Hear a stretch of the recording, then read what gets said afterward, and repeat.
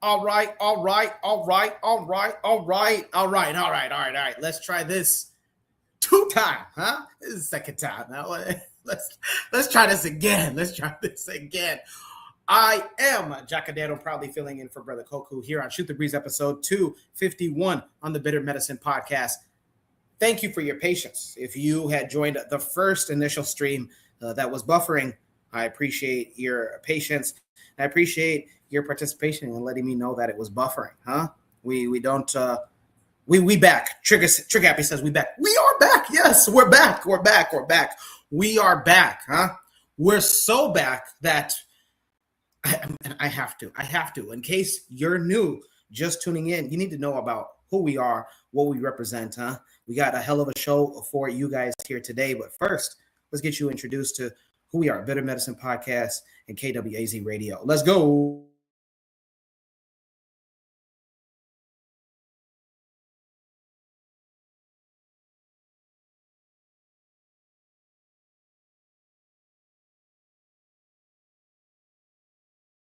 You are listening to the Bitter Medicine Podcast on KWAZ Radio.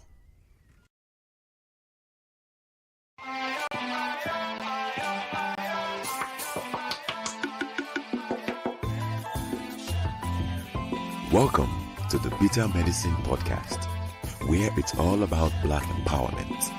Our show focuses on Black news and entertainment, arts, science, economics, history, people, and strategies that uplift, empower, and motivate Africans within the diaspora.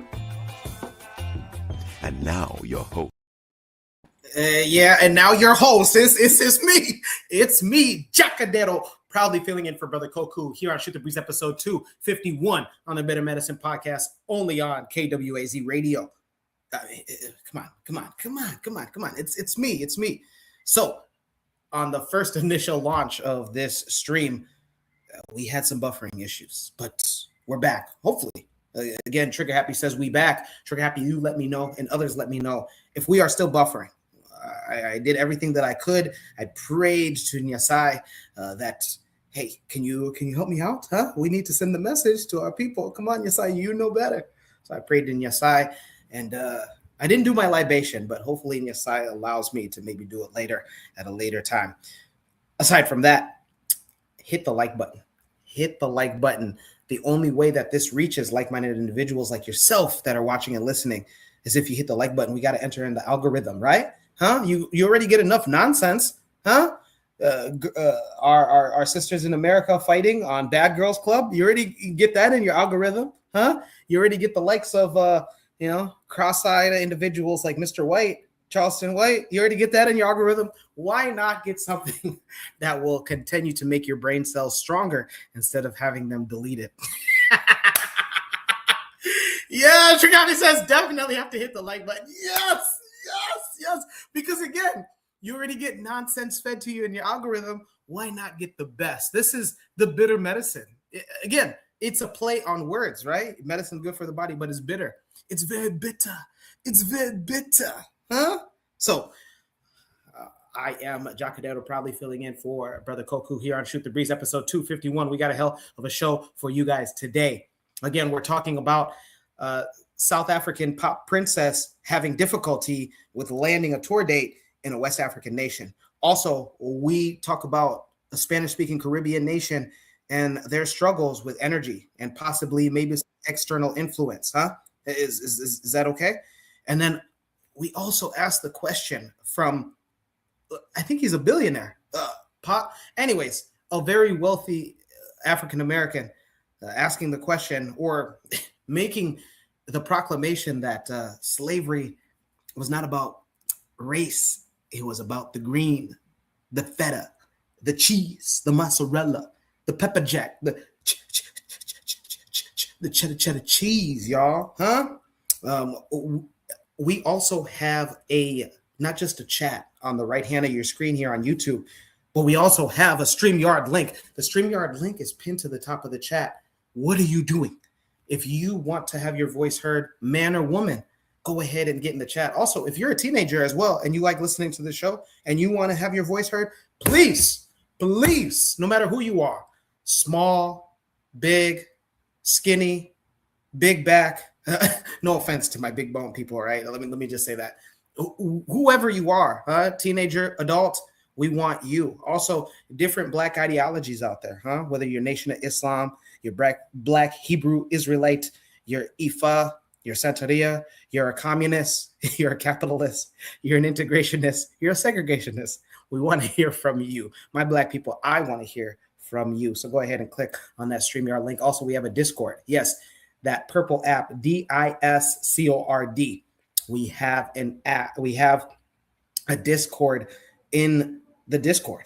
So go ahead and download that app and then type in the Bitter Medicine Podcast. We have over 99 members. You can be the over 100th. That's you. That's you. Speaking of panelists, we got a panelist here today that's already joining in early. Black Steel, man, let me greet you before we start the show. Black Steel, how are you? Bibi Fahodiye, peace. Shemi M. Hotep. Hope everything is well with you. What's going on? Everything great, brother. How are you? Man, I'm in a great mood, man, as you can tell, man. I can see that. Without the candy, brother, putting Skittles down. we have to hold the line, and I love it when we get a second chance, and so we got that second chance with the second stream attempt. Nonetheless, let's move on. All right, let's go ahead with our Shoot the Breeze topic number one. Like I asked, or like I stated, we have a wide range of topics. Our first topic is, for those that are not in the United States, we have schools. Of course, we have an education system, but we have higher learning educational institutions. And among that, that was created during the time of segregation was historically Black colleges and universities. Americans know them as HBCUs. And recently, an HBCU, or maybe more than one, had introduced a dress code. Yes, they introduced a dress code because Black Steel, as an educator himself, he can attest to that students of these days are coming to class looking like they're coming straight out of their bedrooms. Yeah, I'm serious. So imagine an educational institution had to make a statement and had to make a rule and implement a rule saying, hey, something needs to change. So Shoot the Breeze topic number one, asking the question, is this too much to ask? We have, we have four different things to look at, two things to watch, two things to read, four different things to look at. So let's go ahead and get into it, and then we can get Black Steel and I's thoughts about it, and also your guys' thoughts in the chat. Stand by. Our first thing that we need to look at while I read to you guys, and if you guys are watching, you guys can see and read with me. So let's see here. Where does this come from? All right. So as HBCU, again, historically Black colleges and universities, enrollment grows, Tuskegee University introduces new rules on students' dress code and cell phone use. And so a little excerpt from the rules, the new rules at Tuskegee University is saying, students will not be permitted to wear revealing clothing in classrooms, dining rooms, spaces, or official university settings such as convocation. I'm sure Black Steel will help me out with that word. But bedroom shoes, bonnets, and do-rags. I always thought that do-rags was spelled with a U, but hey, I'm not a professor nor a chancellor at a university. But bedroom shoes, bonnets, and do-rags will also be prohibited in classrooms and the cafeteria, returning to the original standard. And then we have photos of I can't see these photos, of course, but we have photos of some of our ancestors. I can't even go through this. All right. Some of our ancestors in classrooms dressed to the T, dressed to the T, dressed to impress. And then, so we had some feedback from that, or at least Tuskegee University had some feedback from that. And so this individual has become popular in the conscious community, and he goes by Conscious Lee, and he had some feedback of his own. And Conscious Lee, if you guys can see it, said on Twitter X, I have a master's degree in higher education, and none of the shit y'all, and please excuse my foul language, but I have a master's degree in higher education, and none of the shit y'all saying about quote unquote dressing for success and outlawing bonnets or do-rags is supported by data. He's talking about numbers. Consciously adds, key findings from the federal data and civil rights studies show that over 80% of predominantly Black schools enforce strict dress codes, leading to higher rates of classroom removal and negative psychological impacts. I'm only laughing because I did not know this study. I would love for him to go ahead and put this study out there so that way I can look at this myself. But HBCUs, again, historically Black colleges and universities, are predominantly Black schools, right? Consciously ask. So again, he's not on the side with Tuskegee University. And we have two video messages or video screens talking about the new clothing and or appearance implementation at HBCUs, especially at Tuskegee University.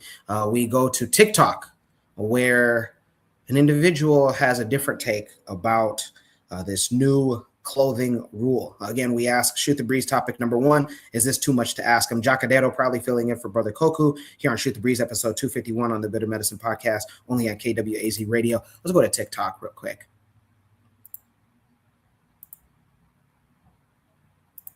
Parents before anything else. People look at you and decide what level of respect to give you the moment they see. Crime is something that all humans do. You are judged based on your appearance before anything else. People look at you and decide what level of respect to give you the moment they size you up, not based on your accent, on your degree, your personality, or your qualifications. It's unfair, it's unfortunate, but it's true. But this isn't equally applied to everyone across the board in society. As Black people, we've all been told by our parents and elders that we have to be twice as good, work twice as hard, and be overqualified to compete with white mediocrity. And it's very true. But there needs to be nuance with this discussion as it relates to shifts in culture, corporate realities, and expectations in the current decade, and a bit of self-reflection for those of us spearheading these cultural conversations, and how some of our talking points and soundboarding could be laden with elitism and themes inherited by socioeconomic disparities within the Black community itself. In my time at the PWI, I watched white kids walk into 8 a.m. lectures wearing yesterday's pajamas, wet hair, flip-flops in the rain, or with dirty bare feet, and nobody batted an eye. Nobody pulled them aside to give them a speech about the decay of academic decorum, and most importantly, the entire white population on campus wasn't suddenly assigned a collective moral deficit because a couple of freshmen couldn't be bothered to put on pants with a zipper. So why is casualness viewed as an innocent privilege for them, but when a Black student puts on a bonnet or a pair of sweatpants to walk to the dining hall, it's treated as an existential threat to the race? If you've been following the conversation around Tuskegee University implementing a campus-wide dress code, banning bonnets, do-rags, slippers, and loungewear in academic spaces, you know this isn't just about clothes. We need to talk about why we are still holding on to survival tactics from 1881 and how respectability politics are keeping us trapped in a loop of self-policing. Let's establish the baseline first. White institutions grant white students the presumption of competence. When a white student rolls out of bed and into a lecture hall looking disheveled, the cultural read is they were up all night studying, or they were just focused on the work. Their intellect is separate from their aesthetic. They're allowed to exist as individuals. For Black students, historically and currently, we are saddled with the burden of representation. The belief, whether spoken out loud or buried in institutional policy, is that every single one of us is an ambassador for the entire demographic. So when an HBCU steps in to police items like bonnets or do-rags, it is operating from a defense mechanism. It's an attempt to sanitize Blackness to make it palatable for a world that hasn't earned that authority over us. We are essentially saying, if we dress perfectly enough, white society will finally give us our dignity. And history has proven over and over again, you cannot dress your way out of systemic racism. To understand why Tuskegee specifically defaults to this, you have to look at its roots. Booker T. Washington founded Tuskegee on a philosophy of industrial training, self-reliance, and flawless physical presentation as a shield against post-Reconstruction violence. In 1881, looking pristine was quite literally a matter of physical survival. But what happens when a survival tactic turns into an internal dogma? Like I said, I fully agree that dressing for the part you want, the respect you desire, and the goal you wish to achieve is how society as a whole functions. It's something I have incorporated into my life since I was in high school. It was heavily instilled to me by my parents, who themselves dress up for everything from going to the grocery store to playing golf. My house was always a fashion show of who could outdo each other. And that granted me the ability to navigate the world in a very specific way. And I'm acutely aware of that privilege. But what about those who don't have that access, who didn't have that foundation or that example? We have to be brutally honest with ourselves about the classism and elitism within our own community. A lot of us, myself included, had to actively unpack tendencies that were drilled into us by family. Don't walk out the house looking like that. You don't want to act like those people. It's born out of protection, sure. It's rooted in a deep anxiety about our social standing. When we enforce these strict rules on college campuses, we completely ignore economic accessibility. College is often the first time a young person leaves their hometown, experiences new environments, or navigates independence. Enforcing rigid aesthetic standards without acknowledging that students come from vastly different socioeconomic backgrounds, which leads to specific societal norms, isn't mentorship, it's intra-community policing. The irony of this entire debate is the professional landscape has completely shifted, but our institutional ideas of success are still stuck in 1995. I have friends who are managing directors, vice presidents, tech founders, and executives in aviation and finance. You know what they're wearing every day at work? Hoodies, sneakers, and Lululemon. The uniform of modern power and extreme wealth in the 2020s is function and comfort. The era of the mandatory three-piece suit of the sole marker of authority is dead. By teaching young Black students that they have to conform to stiff, antiquated standards of dress just to be taken seriously, we are preparing them for a corporate structure that simply no longer exists. We're teaching them to submit to respectability standards that their white peers are actively discarding. Anyone who is attaining higher education will innately know and understand that they cannot wear sweats and a bonnet to their corporate job. In the same way that white students know that they can't show up with wet hair and flip-flops and dirty feet in the rain. To insinuate that policies need to be shifted in order to ensure this is understood based on the actions of a few is where the problem lies. Culture evolves, the world changes. Just because there's an aspect of modern culture you personally don't align with doesn't mean it's not a part of the culture. Bonnets and do-rags are hair protection. They are functional, cultural items. To label them as inherently wrong or improper is to accept the white supremacist premise that natural hair care is something shameful that needs to be hidden away behind closed doors. If we keep relying on antiquated ideas of culture, of what is culturally acceptable, without delving into why we deem certain things about ourselves unacceptable, we will never move forward. Polishing Blackness for the white gaze while white people enjoy their freedom to exist carelessly isn't progress.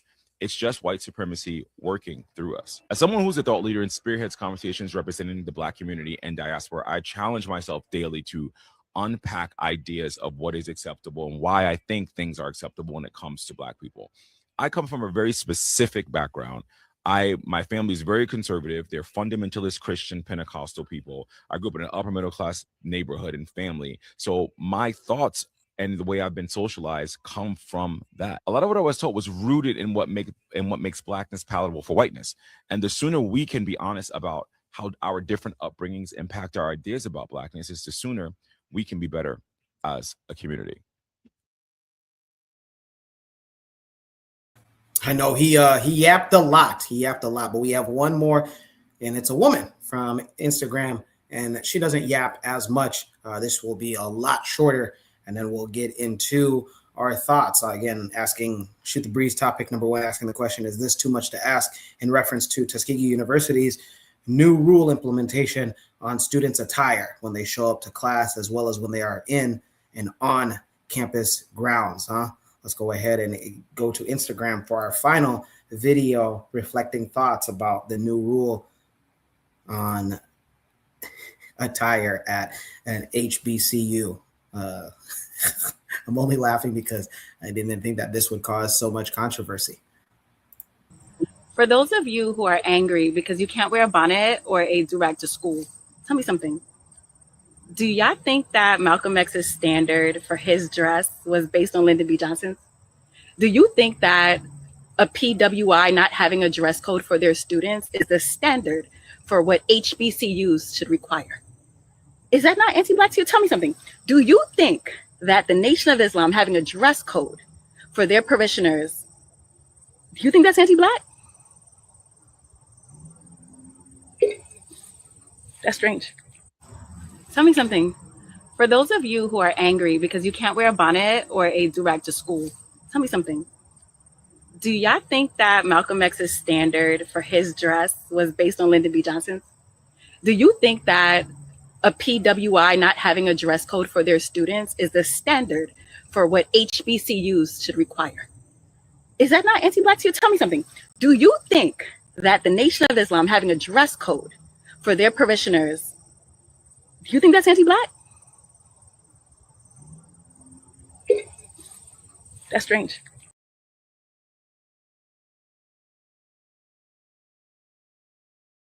Hey, woo!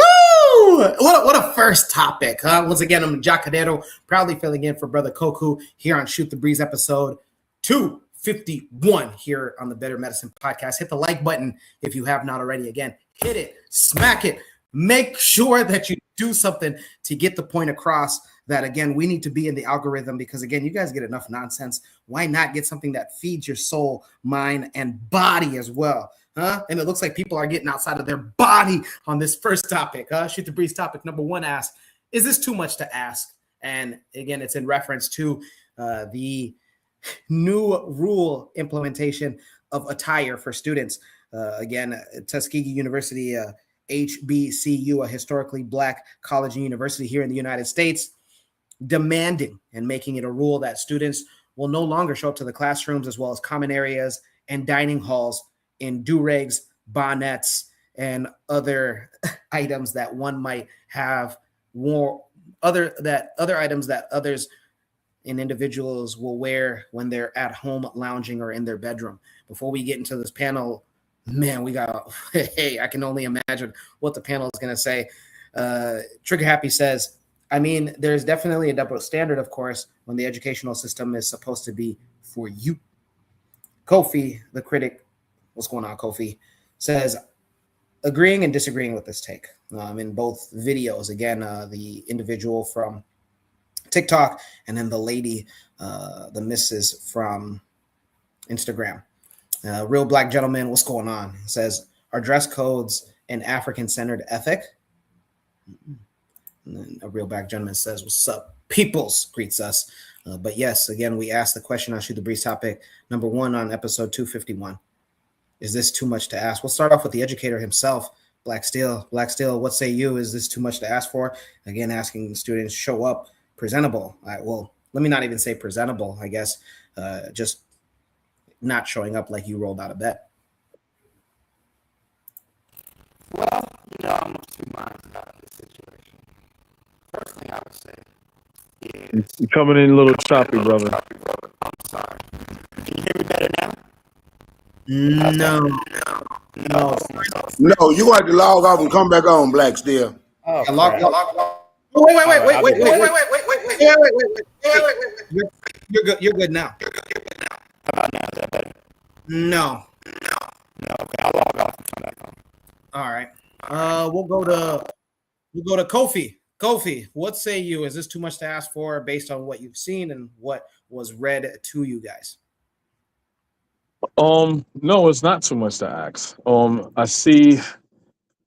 glad everyone's touching like the different points of views, different aspects to attack this issue.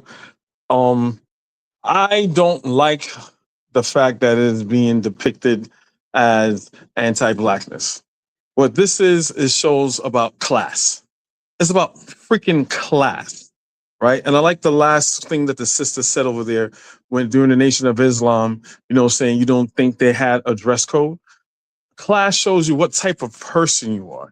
It shows what your upbringing is. When we all go to church, do we just go to church anyhow? No. When we go, he was talking about, we were preparing our youth for corporate America. When I know people in aviation and in tech, and they go to work with hoodies. Did they go to the interview with hoodies?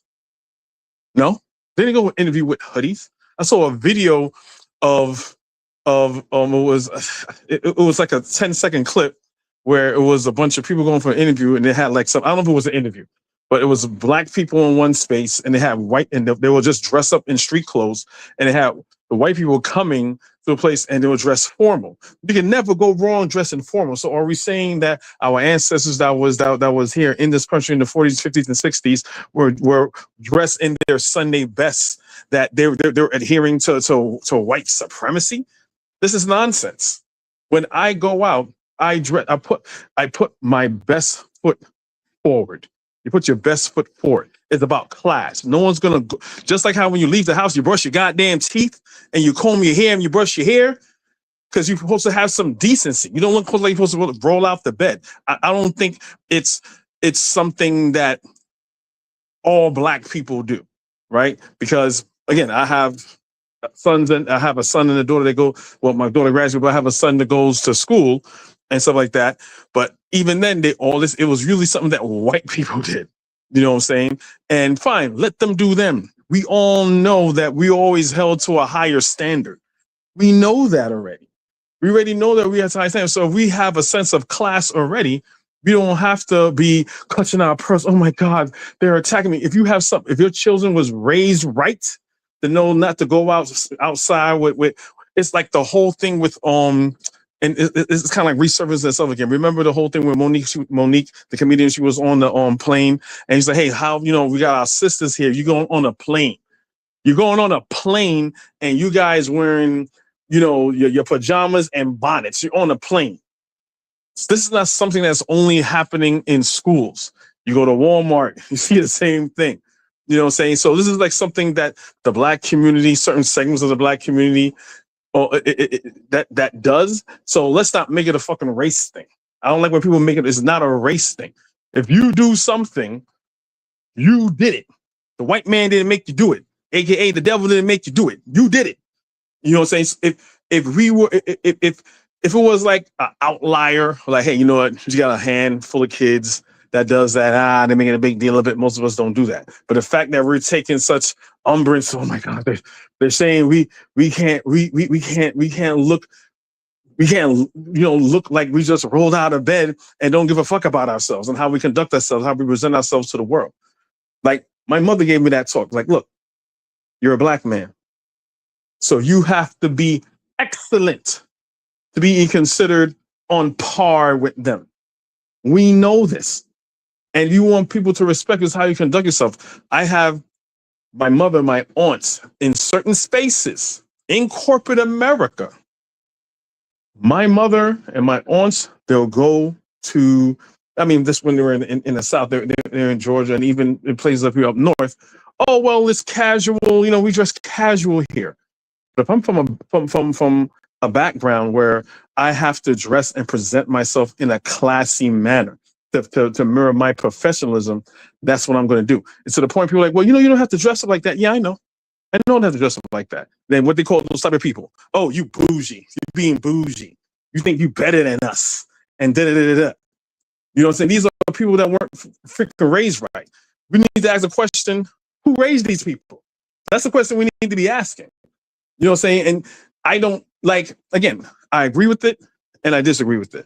But I don't think we should be comparing how white people dress to black people. Again, it was something that Tuskegee did. You know what I'm saying? I'm pretty sure they've got a couple little white people here and there that goes through it. But why are we comparing one university, which is a black university, saying, hey, black people, this is how we need to present ourselves, and saying, oh, but the white people do it. Like, come on now. You know what I'm saying? I'm curious to hear what everyone else says, but I'll yield my time. Hey, I appreciate that, Kofi. Coming in strong, just like you. I grew up in a family and had family friends that I want to get to you guys, but just real quick, I grew up in the era where sagging became more and more popular in hip hop, and then the friends that I had around me, they were sagging, so I just thought that it was cool. I grew up with African parents, and after several different times on several different days, my dad calling me out on, hey, stop sagging in the house, and I better not see you outside the house sagging. One day he had one of his friends over, and he was like, oh, okay, you sagging?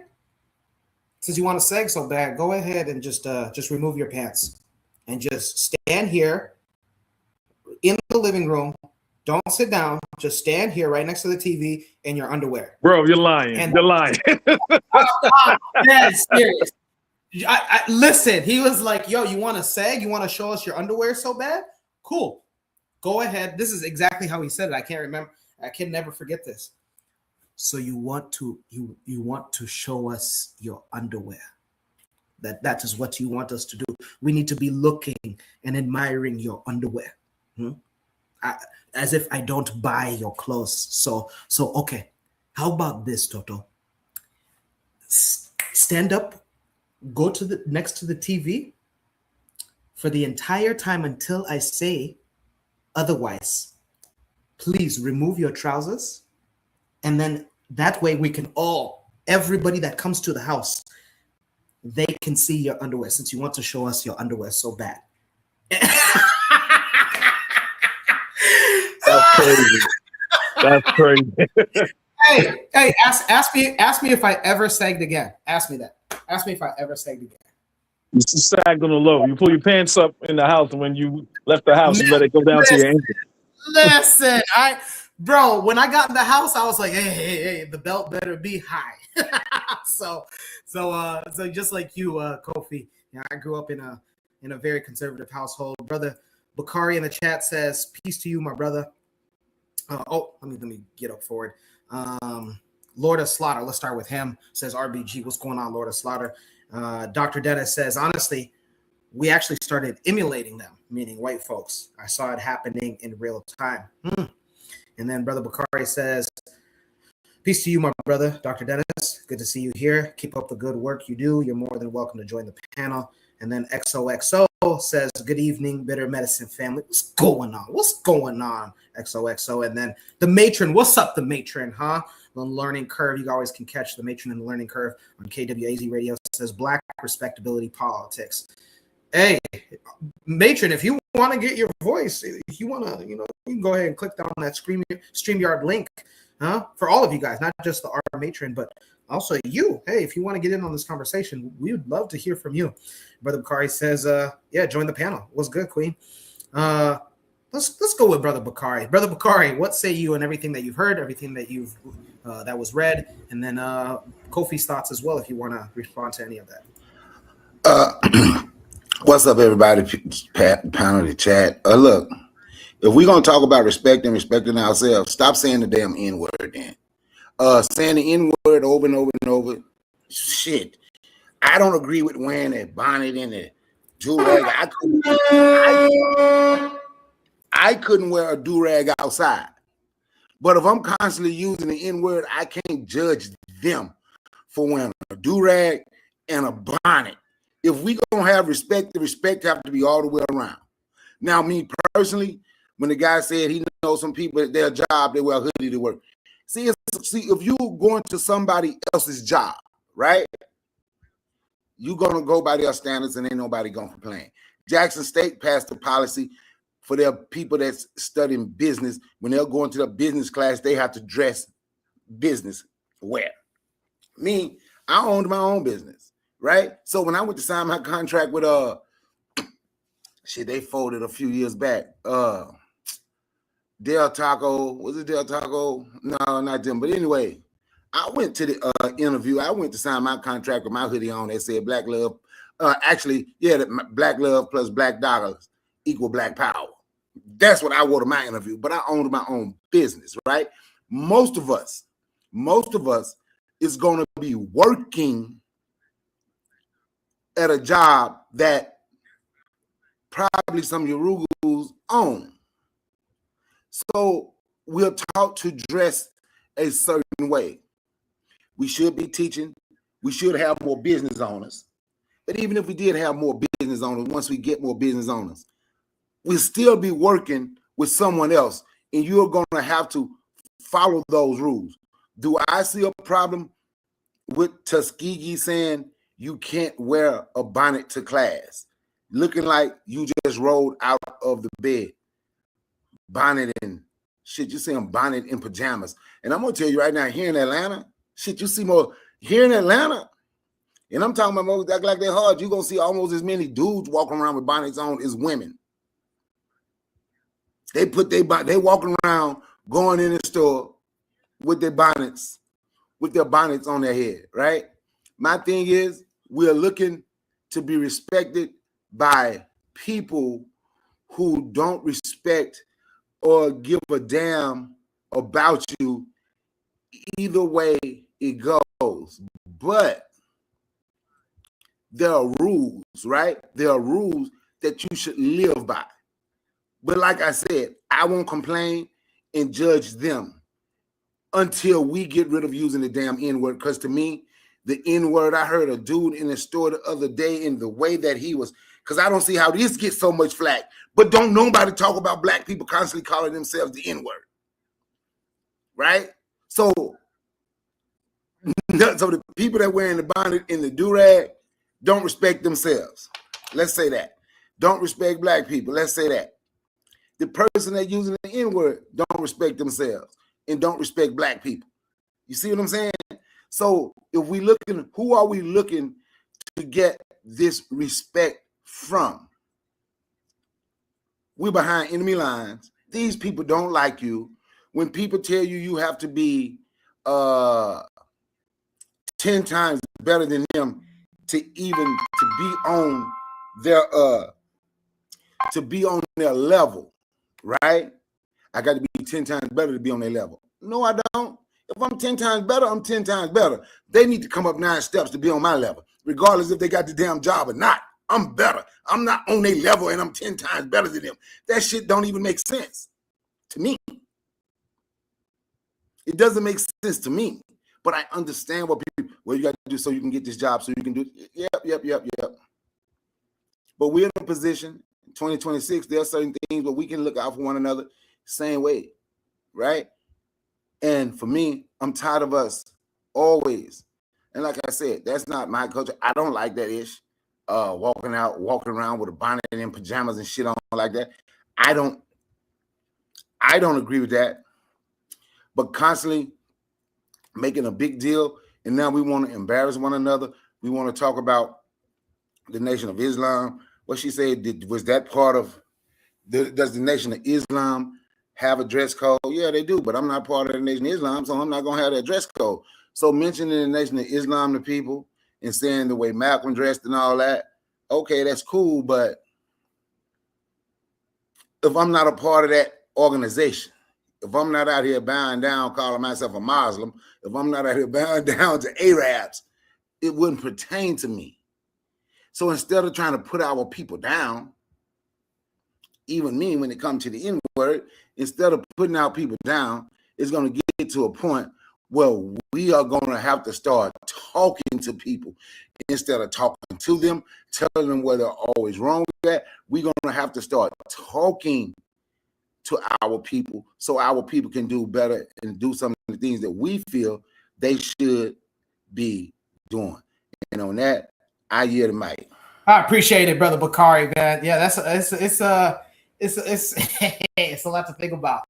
And I'll get to the rest of the panelists here, but yeah, should we also start to say to ourselves, when are we going to stop this use of the N-word? Even if it's the A rather than the ER, if it's respectability. I don't mean to cut you off. I don't mean to cut you, but please stop saying it's the A or the ER. It's the same damn thing, man. It's just the way we talk. When we say brother, we don't say no brother. We don't say sister. We say sister. We say brother. We end shit with a vowel. Because mostly West Africa, a lot of that stuff ends in vowel. I'm just saying. We got to get past that because we think of reasons to hold on to stuff. But then we're going to beat up the people because they wear a bonnet and a do-rag. I appreciate it, Brother Bakari. Hey, wow, man, I love this. I love, you guys have no idea how much I love this. Again, I'm Jacadero, proudly filling in for Brother Koku here on Shoot the Breeze, episode 251 on the Better Medicine podcast. Go ahead and hit the like button if you have not already. Man, we have a super chat from Koku 911. I appreciate you, Koku, checking in as well, and he says that 10 Joules is hiding. Koku 911 also asks, should we rock our kente cloth, the fugu, but Takari Smock and the Kaaba and Slit as well. Maybe that's a question that they can answer later. But first, I still want our panelists to stay on topic. Again, Shoot the Breeze topic number one, ask, is this too much to ask, in reference to the videos and the two Twitter X messages that we saw in reference to Tuskegee University's new rule implementing that students will no longer be allowed to arrive at dining halls, classrooms, and common areas on campus grounds looking like they just rolled out of bed or came out of their leisure time. Black Steel, you're an educator. What say you? Is this too much to ask based on everything that you've heard and everything that was read? All right. Can you guys hear me okay now? Very well. Very well. Okay. A little like apparently it said my laptop needed an update, so I had to do an update. So I'm of two minds about this situation. On one hand, I understand the need for a certain level of decorum in an educational facility, right? You know, we recently passed a new change to the dress code at my school about the girls wearing leggings, about kids coming to school in pajama pants and bedroom slippers. I understand that, you know, when you talk about education, you know, you do want to have a certain level of dress because it's not your bedroom, right? It's school. It's here, you're meant to educate. But on the other hand, right, I understand too that Tuskegee has some issues with their housing. They've had issues where students have had bats in their dorm rooms. They've had issues with funding and things like that. So to me, I feel like the bigger issue is not so much about students, how they dress, but how are you, the students being housed? We've had issues, you know, all the other issues that affect HBCUs as far as funding and things like that. Kids don't have laptops. I don't know. It just seems like to me, of all the things to wear on campus, this seems just like, you know, don't we have bigger fish to fry? And I don't know any students that go to Tuskegee, but I'm just curious as to how is it that how do students feel about it? You know, we're talking about grown adults. You know, they're adults, you know, they're paying for the tuition. How do the students feel about it? What's going on with the attendance policy? Why are the kids coming to class on time? I mean, to me, the bigger issue is, again, the housing, the tuition, the attendance policy. You know, I know when I was in school, the attendance policy was insane. You know, you had to be to class. There are people who were flunking out of class because they didn't go to class. I don't know. So my thoughts, I do understand the idea of respectability politics, you know. Black people have to dress a certain way. Now, I understand black people dress a certain way is never going to increase any level of respect that white people have for us. I think that's a conversation that's been long dead. So dressing in suits or ties is not going to guarantee you anything. Speaking in the proper languages, or, you know, make sure you enunciate all your words isn't going to, you know, do a thing. And again, I know it's a new policy, but it just seems very odd with all the issues they're having, why this policy is being brought up now. What is prompting this enforcement of the dress code? That's my thoughts on it. I understand the need for it. I understand. Just like when you go into a job, right? When I took business classes, right? You had to wear a suit and a tie. You had to wear slacks. You had to wear a certain type of shoes. There was a class I took on public speaking, and it was a graduate. You know, it's graduate requirement, public speaking. So whenever we did our public speaking, we had to go in front of the class and actually do a presentation. We had to make sure we wore slacks, the right proper shoes, dress, socks, everything. If we did not, then we would get points deducted from our grade. And that was a part of the class, and the teacher made it known that was a part of the grade. I don't know. I just feel like there's more important things to worry about. But from what I hear, most of the students don't really have a problem with it. Most of the students seem to understand why they're doing it. And one more thing too, I don't think cell phones really have a place in classroom. The amount of cheating, the amount of things being done in classrooms, cell phones need to be put away when you're in class. So that part I completely understand. Put your phone in your book bag. In my class, we have a designated area for the kids to put their phones at. If we see it out, it's a phone call home. Of course, we're dealing with college students. They're probably not going to do all that. But the cell phones put away, other stuff, again, I understand, but deal with some of the bigger issues first. That's just my thoughts, Jack. I'll stop there. Straight from the teacher's mouth, huh? Black Steel. I appreciate you, Black Steel. And I also appreciate you guys as well, Kofi and Brother Bakari. In the chat, before we get into our next panelist's thoughts, Daily Affirmation says, good evening. Good evening, Daily Affirmations. Welcome to the show. What's going on? Koku gives bat emojis, huh? Black Steel. Even me, I did not know that they were having bat issues. That's terrible. And that's disgusting. Bats carry diseases, guys, if you guys don't know. Trigger Happy in the chat says all of them in reference to Koku 911's question about should we rock our African attires then, if anything else, huh? Let's get into our next panelist's thoughts about Shoot the Breeze topic number 1 on episode 251. Is this too much to ask in reference to Tuskegee University's new attire implementation? I'm only laughing because just like Black Steel, I did not know that this would be such a big deal. Anthony, what say you, my guy? Is this too much to ask, or is this respectability politics and a double standard? Hey, what's going on, Jack and Darryl? How you doing, brother? I'm always happy to hear your voice, my guy. Always. Yeah. I'm happy. Good to hear your voice too, man. Peace to everybody on the panel and in the chat. Yeah, when I first seen this, I've been looking at this over the weekend, man. When this whole little the thing came out about the college. Now, like, me personally, I just see the dude today. I had to laugh to keep him crying, man. Dude had on house shoes, pajama pants.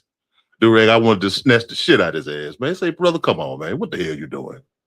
You know what I'm saying? All out here like this up. And we at Circle K, man. You know what I'm saying? I'm just like, man, come on. No, we could do better than this, man. So, I mean, but I growed up like that. It was a certain way that you came out the house. You dressed right. I mean, that was from my parents. That wasn't from nothing white folks said. It had nothing to do with no white folks. I don't give a damn what they talking about. That was in my own home.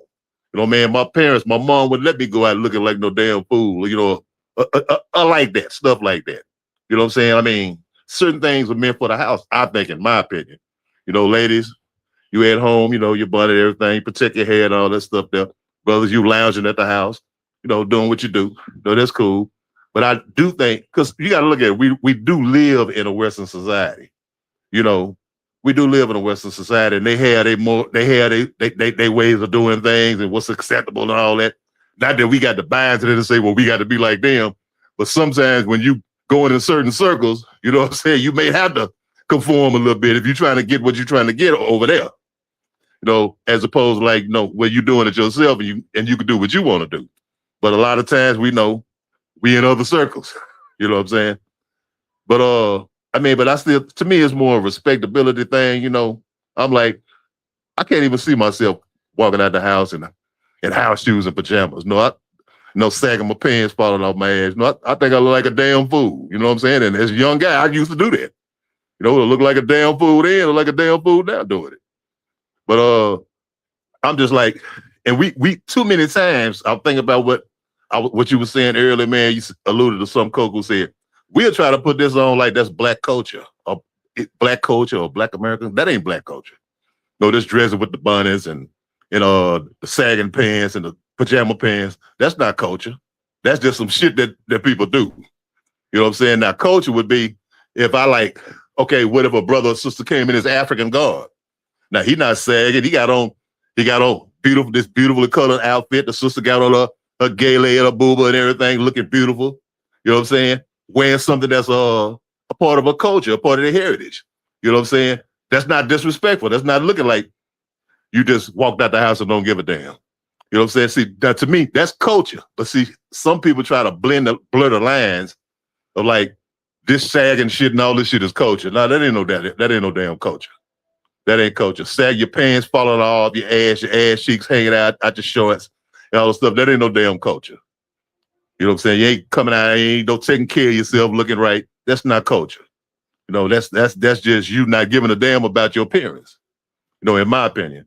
So, like I'm saying, no, you know, I don't think it's too much to ask, you know, to present yourself properly in public, in a good way in public. Not for Western standards or them per se, but for yourself. Don't you want to be your best when you come out? Hey, yeah, like, you know what I mean? Do right for yourself. Like, you know, I mean, and like the brother said, man, not only that, the clothing and stuff, let's quit all that nigga this and nigga that. You know, I had to check myself for doing this sometime when I get angry. You know what I'm saying? We gotta do all of it. We gotta go all around. That encompasses a lot of stuff. We gotta leave that word alone. We gotta leave this laziness of coming out the house looking like any damn thing instead of representing ourselves as great black men and women, African men and women. You know what I'm saying? Yeah, I can look at the Nation of Islam. I don't believe in that.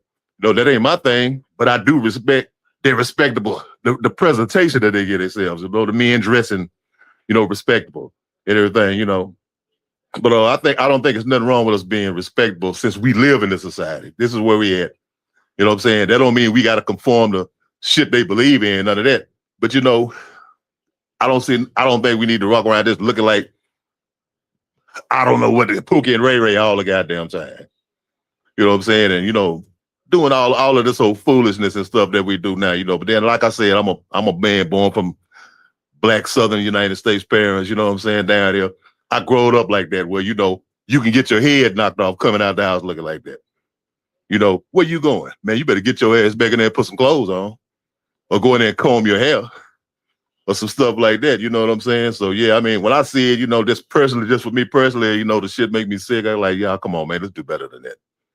But, yeah, I don't think it's too much to ask our young people to be more respectable. When they dress respectable and they carry themselves respectable, I mean, they think better about themselves, I think. No, I'll leave it right there, man. Well, I appreciate it, Anthony. You and Brother Bakari, I believe, had stated on what you guys see in the streets today. Yeah, I still can't get over men wearing bonnets. They can say that it's for protective styles, but I'm just going to be honest, man. I never once thought about wearing a bonnet. Never. But that's just me, though, you know. A real black gentleman, you got the last words, maybe not the final words, but at least you got the last chance. Go ahead and give your thoughts about Shoot the Breeze topic number one. Is this too much to ask? Real black gentleman, welcome to the show. And is this too much to ask? Yeah. Here's the thing. I think it's a bit counterproductive. It's well intended, but it's counterproductive. And it only chips away at it. Now I'm gonna say this, like, we're talking about black people hair, right? I mean, if I got the butters on my hair and I'm trying to take care of my hair as a black man, I'm trying to protect my hair. There's a purpose why I'm doing that, right? You know, sometimes you have to protect your hair for an extended period of time. Same thing with women. I'm not a woman, but sometimes the hair needs to be cured.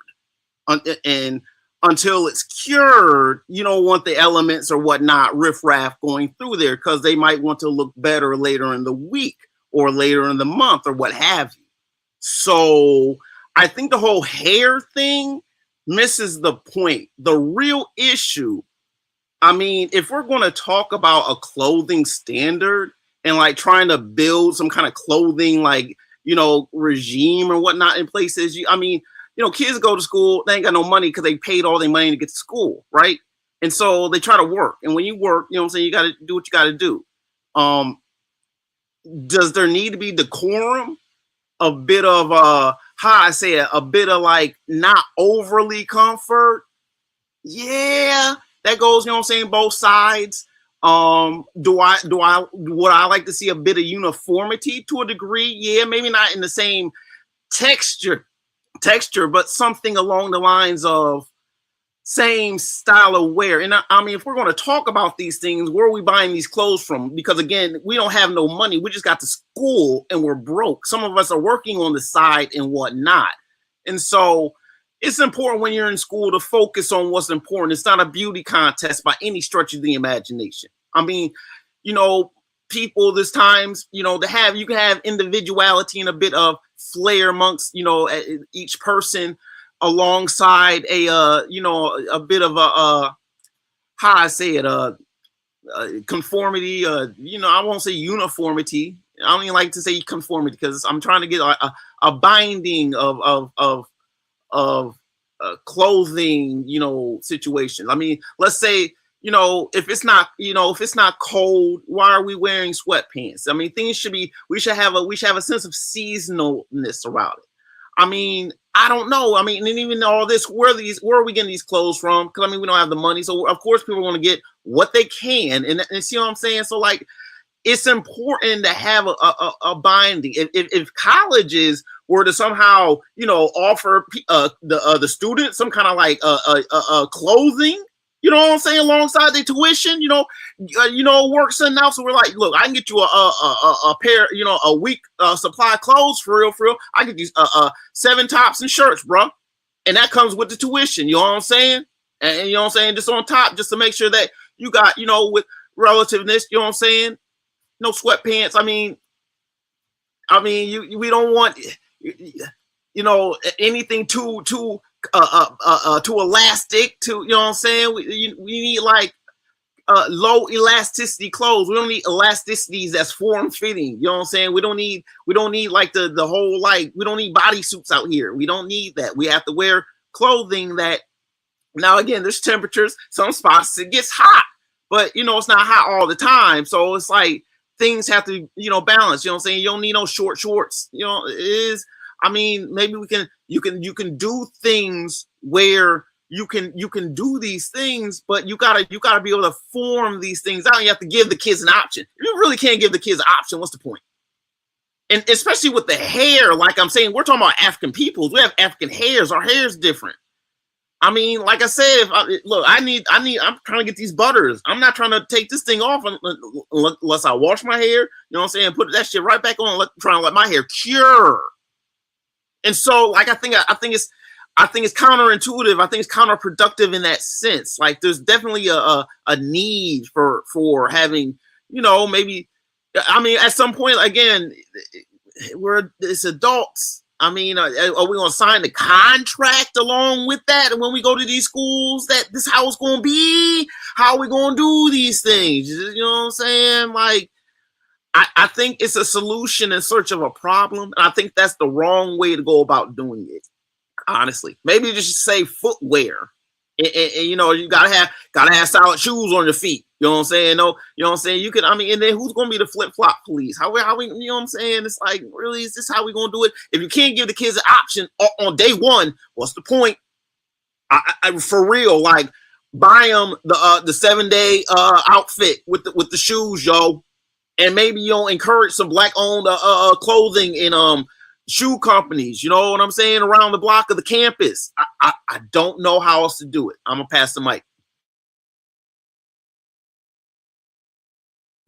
Woo! Yeah, man. Hey, it's a lot. This is one of those conversations where, at least for me, I didn't give this much thought. As soon as the news came out, you know, my social media feed was buzzing.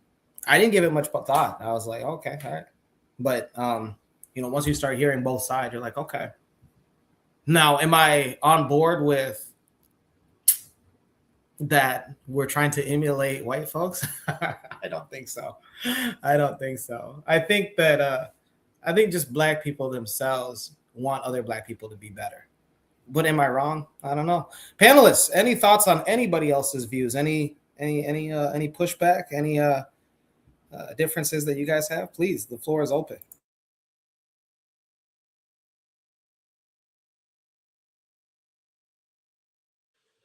I just think that, you know, you don't want to push too hard for the whole, like, Western style suit. You know what I'm saying? I'm still trying to figure out where that whole concept started. I think, you know what I'm saying? Like, again, just it's crazy. Cause I mean, like, where did that whole design? It's just an odd looking design. It's like you have this flap that's like attached and it's just folded on it. Who made that? What's all this extra flap? Hey, Jackadero. Yeah. Can I say something right quick? Please. The floor is open, man. Go ahead. This is my thing. If the kids don't like the rule, it's a new rule. If people don't like the rule, don't send your kids to the school. Because I see all that complaining. It's going to always be complaining when black people make a rule. We always saying black people trying to be white. Not all the time. Some people don't like the bonnets and the do-rags.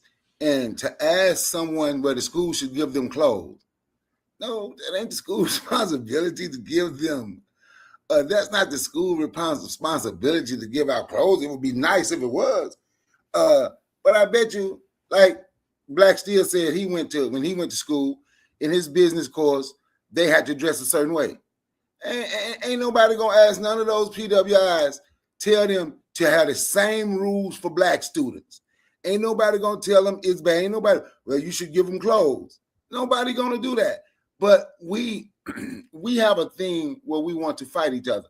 Like I said, if it's about respect, the school made a rule, no bonnets. People really don't want to see them bonnets walk around. Anthony was just talking about the brother, which, like I said, I couldn't wear a do-rag outside my house when I was little. I got in trouble for wearing a do-rag outside my house because of what my pop said. Right? I mean, it's what you're calling business attire. Do I have to wear a suit to certain classes? Or can I wear slacks? Do I have to put on a necktie? Because there's certain things that will just automatically tell me I can't take this course here. This course would have to be done online. I don't wear suits. I most definitely don't wear a necktie because I don't like nothing around my neck that tight. I choke. And people say I'm strange, but my whole life I always thought about black people hanging from a tree with that damn necktie around their neck. That's just me personally. So that is something in my whole life, maybe 3 to 5 instances where I had a necktie on. But the school make the rule. And if you don't want to go, if you don't want their kids to abide by the rule, don't go to the school. But when they don't go to that school and you send them to one of them PWIs, I want to hear people have that same smoke for the PWIs, for them white folk that they have for the HBCU. I want to just hear it. I want to hear the same smoke when they go there and it's a certain way they have to dress. I want to see these black folks coming out, who's defending, who's upset with Tuskegee. I want to hear y'all upset with these PWIs for having the same damn rules. Don't get mad at black folk when you're scared to get mad at white folk. I hear the mic. Yeah, hey, Jack, I want to know I say something just real briefly? I just want to know real quick. Okay, go. Yeah, just go ahead, Anthony, and then we'll get to you, Kofi. Go ahead, Anthony. Okay, now my question was, it was not a question. My statement was really to our brother RBG, real black gentleman. Did he remember the part that I said about? I wasn't talking about necessarily about Western clothes. Remember, I said African garb too. You know what I'm saying, what about wearing African garb? You know what I'm saying? I just wanted to mention that to brother RBG. Oh, you know what he was saying about should we wear like, Western? No, that's what I said. What about African garb? Yeah. Oh, of course we should. Yes, I mean, African garb is tailored a little bit more, firmly. There's not too much like, I mean, it is what it is. I mean, there's the design. There's like the patterns aren't like graphic with like words and like in pictures and stuff. I mean, it's a little bit more a natural geometric styles and whatnot. Really, Nigerians have some. I wish I had some of those suits that I be seeing some of them wear. I've seen some like just the suits that the Nigerian tailors make, and it's like say the button ups. Them is clean. I would wear that like officially. They have really really good fashion in Nigeria. We know that. Like, but again, it's just getting it over to the people. I mean, you gotta have it. You gotta make it like super abundant. You know what I'm saying? Where it's like, man, we got all this good gear over here. Why are you wearing these sweatpants and hoodies? Like, come on, man. You need to step it up, man. I'll buy it for you real quick. I'll get you the whole lineup, man. Come on, man. Stop playing. If that was the situation, yeah. But it's again, It's Walmart and Temu. You gotta get it how you live. I'm trying to like, again, it's like you can do it. I'm not saying like it's the institution. The institution's gonna have their rules. You can do what you do as an institution, bro. I'm not saying they can or can't. I just think that if you're gonna do it, the hair situation. I mean, it kind of turns into make it a manageable hairstyle. Straighten out the kinks, kind of a situation, bro. That's all I got to say on that. Yeah, I appreciate it, Anthony. RBG Kofi, I think you had some statements as well that you wanted to make, man. Feel free. Floor is yours. I don't want to seem like I'm being on RBG, but my boy be saying the same thing. Like, he's like, nah, I get my girl's hair. She better protect it, put that bonnet on, blah, blah, blah. When it was a whole Monique fiasco and people were jumping on Monique, but pretty much the same thing. So I'm like, wait. You're going out. You're not in the house. You're not chilling. You are out going on a plane. You're out in public. So I understand that the concept, you put your bonnet on, you have your do-rag on, whatever. You want to keep the waves right. You know what I'm saying? You want to keep your hair crisp and the baby hair all down. I get all that. But you're out. If you're doing your hair so you can look presentable. So what's the point of looking presentable in public when you have a bonnet or a do-rag on, bro? You're out. You're out. Now, I get it sometimes. Like, I used to have dreads, right? And I get it. Okay, I'm in the house. I'm going to bed. You don't want, when you go to bed, you don't want your hair to mess up. It's really meant to go to bed, or I'm in the house. Or I see people at my job. Some people at my job, they may do like a little bit like physical work or whatever. Hey, I just got my hair done or whatever. But again, these are not the instances and the situations that we're talking about. To people who say, well, I'm just wearing this wear. Why can't I just wear it because my hair is not ready, but my hair is freshly done? Like, when is a good time for you to not wear that? That's the thing that's confusing to me. It's like, oh, I'm getting ready to, get to go out. So I want my hair to be crisp when I go out. But you're out right now. We're outside in public and we're having lunch and you got a bonnet on. It's like, aren't we out? I don't know. That's just my take on it, because I really find it kind of contradictory in a way. It's like saying, yeah, I'm out, but yeah, this place ain't worth it with me taking my do-rag or my bonnet off because I ain't out. But bro, you're out. So I don't know. That's just my little pet peeve. I don't know. I'm sorry to go off on a tangent or rant, but I just want to know when's a good time to be, for people who say it's okay for you to not take it off. Like, that's what I don't understand. I appreciate it, Kofi. In the chat, Real Black Gentleman says, bonnet, head wrap, all I seen is sisters wearing headgear. Look at Harriet Tubman with the wrap on. It's, again. That's not the same. No. That is not the same. The reason why our ancestors had that on, because white people didn't want to see black people's hair. And black people at that time, the first, second generation Africans wanted to keep their hair done. They couldn't keep it done how they wanted to, so they wrapped their hair. It was like they had their hair. Come on now, that's ridiculous. I don't think people understand how much I love black people, man, because I never thought that this new rule at Tuskegee would have had so much of a conversation. But then again, maybe I'm just out of touch, because I didn't think it was such a big deal. But then also, I'm not one of those individuals that wears the bonnets, the do-rags, the skull caps in public. Did I ever wear a skull cap in public? Maybe under my beanie. In the Midwest where I'm at, it gets cold. But aside from that, nah. One, just because if I was to just speak on myself, I never wore those things just because I didn't see a need for it. It would throw off my outfit. I think that's why I wouldn't wear that. If I wanted to wear something on my head, I'd just wear a baseball cap. But the do-rags, the skull caps, I wouldn't wear that just because I'd be like, man, this kind of takes away from my outfit. I try to dress, pretty well, and I never. But then again, that's just me. Real Black Gentleman also says in the chat, through history, I can't police the black woman's headgear. You're funny. Hair, Black Gentleman also says, hair takes time to get right. You sweat in an hour and it's ruined. Matron says, do any of the panelists, I believe think is what Matron says, do any of the panelists think this is policing Black behavior and that this is part of a rebellion by the youth against the establishment?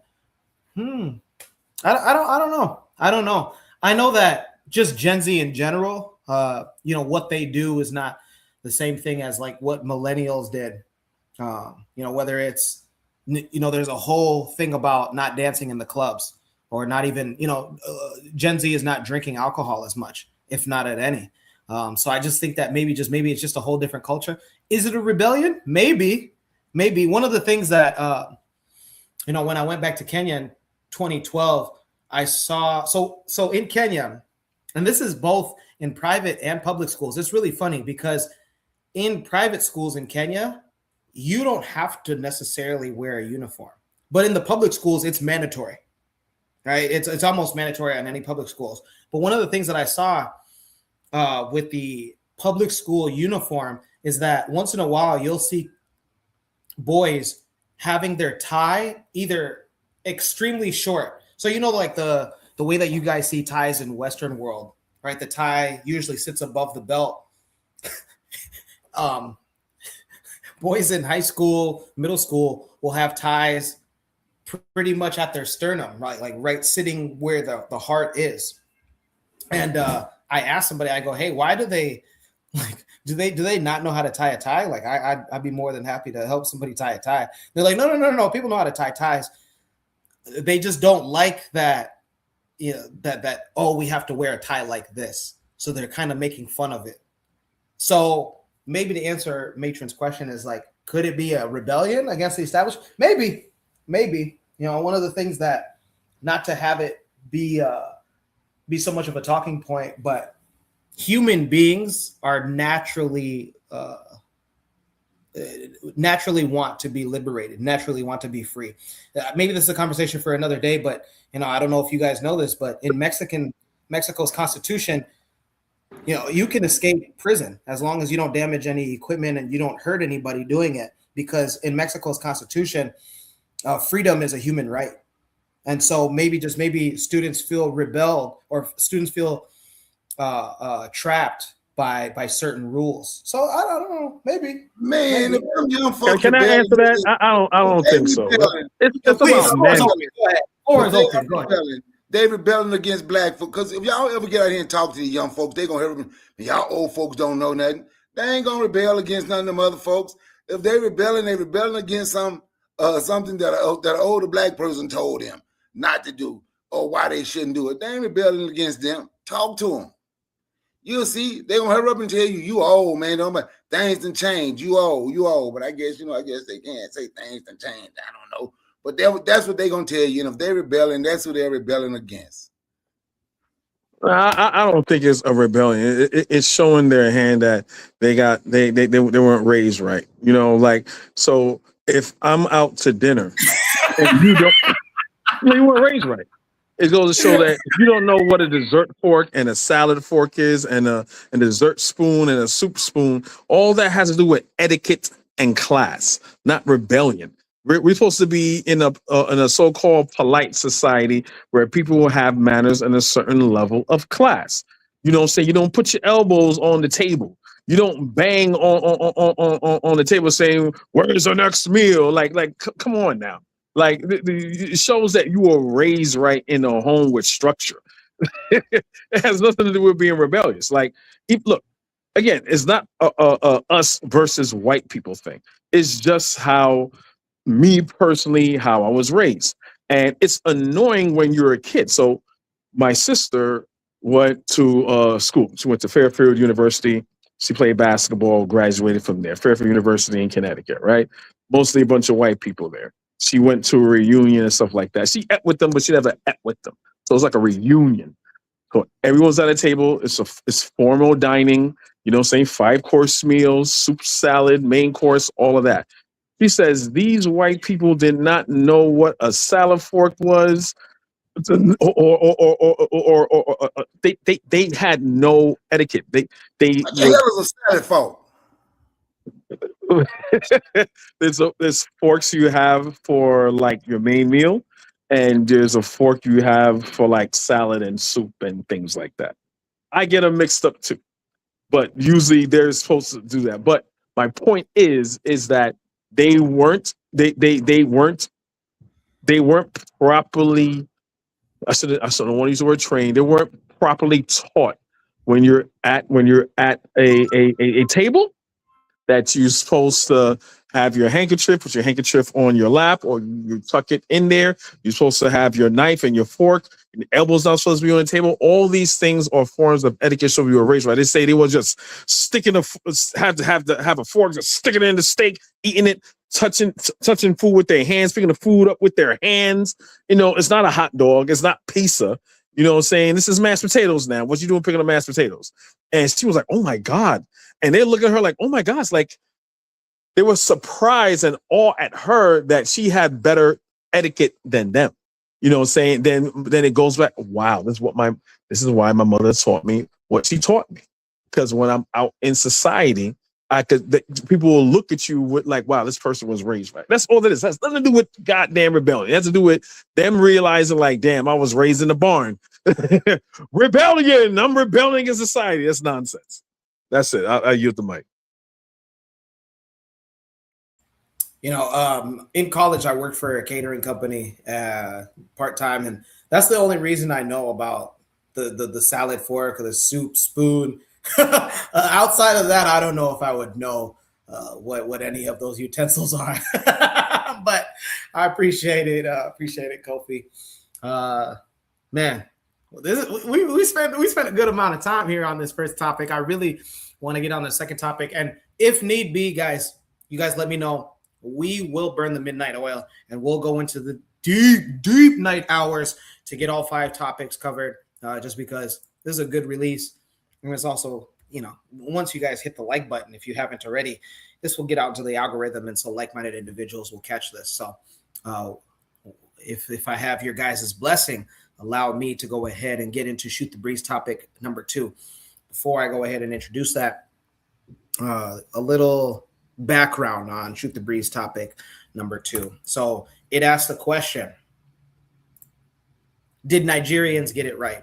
All right. So South African pop star Tyla released an album this year called A-Pop. This month.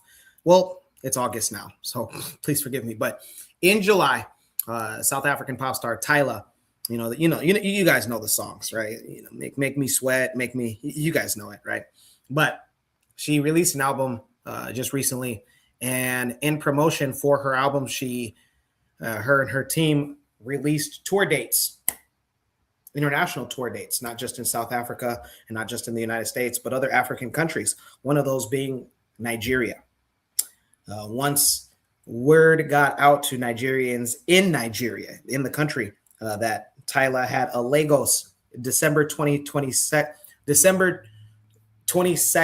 2026 tour date, there was a conversation that had. So we follow this with 2 videos that we'll watch. The first one, somebody's asking the question, should Tyla be allowed to perform in Nigeria, especially with what is going on in her home country of South Africa? I apologize if I didn't get into why this is so controversial, but this first video, we'll break it down in the best way possible. Stay tuned and give me a moment here. Tyla is planning a concert in Nigeria. After the whole xenophobia, killing Nigerians, all of that, she never said anything. She wants to come to Nigeria to perform, to make money off of Nigerians. You know what I say? I say Nigerians don't say anything. Go to that concert. Stand outside. Watch the people who go in the concert. When they come out, beat them. The people who decided to give Tyla money, regardless of everything that's going on, when they come out, when they're walking out the concert, we lead Mukuna beat the shiki come out for them. May they learn. So Tyla is planning a concert in Nigeria. After the whole xenophobia, killing Nigerians, all of that, she never said anything. She wants to come to Nigeria to perform, to make money off of Nigerians. You know what I say? I say Nigerians don't say anything. Go to that concert, stand outside. Watch the people who go in the concert. When they come out, beat them. The people who decided to give Tyla money, regardless of everything that's going on, when they come out, when they're walking out the concert, we lead Mukuna beat the shiki come out for them. May they learn.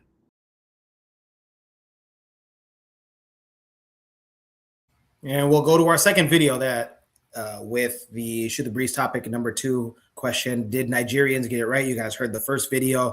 I don't know this guy's name. I should know his name, but he's stating, she's going on tour and she has a Lagos date of December 22nd, 2026. And with everything going on in her home country and her not speaking up about it, whether for or against it, go ahead and attend the concert, but just stay on the outside and observe on who's going in. And then when the concert's done, go ahead and take action. Take the Carlos Cooks approach. If you know, you know. We go to YouTube for our second video and what has transpired since controversy and conversation started happening after people realized it, especially in Nigeria. Hey, Tyla from South Africa is going to have a concert here, especially with what's going on in her home country.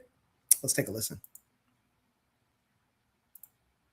Tyla has lost her concert in Nigeria. The Tyla concert in Lagos, Nigeria for the 22nd of December has been cancelled, it seems. And it's not because of ticket sales. It's not because of promotion. It's not because of anything that you would normally associate with cancelling a concert of that scale. It's because of what's been happening in South Africa with the Afrophobia and the xenophobia situation, with the migrants or immigrants marches, Operation Dudula. And now it seems like consequences of these things have actually started taking place. I want to understand what was going through Tyla's brain when they scheduled that concert. They need to fire whoever is handling her, because I cannot imagine she's the one who made that decision to book a concert in Nigeria, and the announcement of which is coming literally 1 month after the Operation Dudula deadline of June 30th, where Nigerians have been the primary focus of the push that some sections of the South African community and the people who were marching were forcing to get out of the country. When you look at something like this is the result of what happened. And why I said that it is insane that they would do this is that Tyla never said anything. During all of this, these marches and this tension that has existed in South Africa, Tyla never said anything. You're one of the big young artists in the country. You've got all of this negative, bad press coming out in terms of the relationship between South Africa and other African nations. She never had anything to say, never made any statements in support of the immigrants that were getting kicked out, never made any statements condemning what was going on. And, some people will say, well, she's not a politician.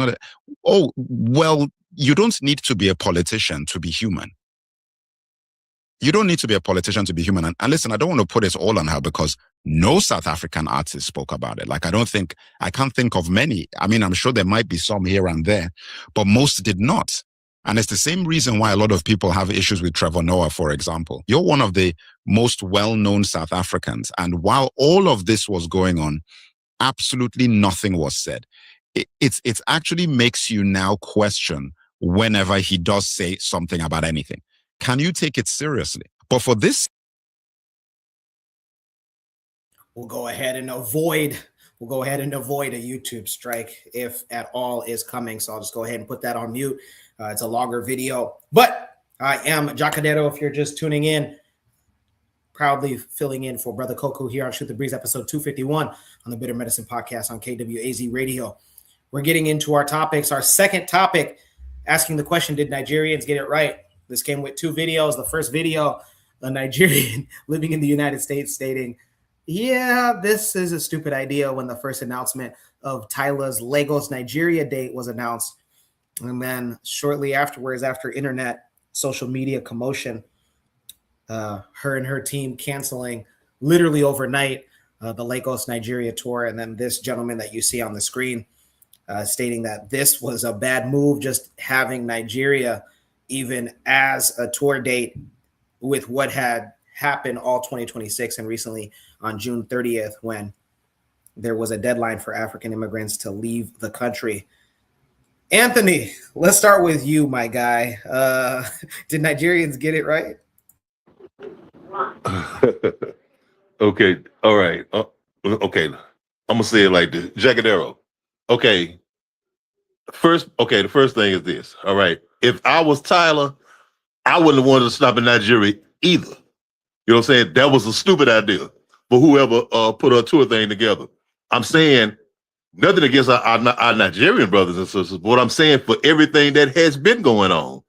You know what I'm saying? With the anti-immigrant, the Afrophobia as it's being called, against the xenophobia against other neighboring African people, people from neighboring African nations going on in South Africa.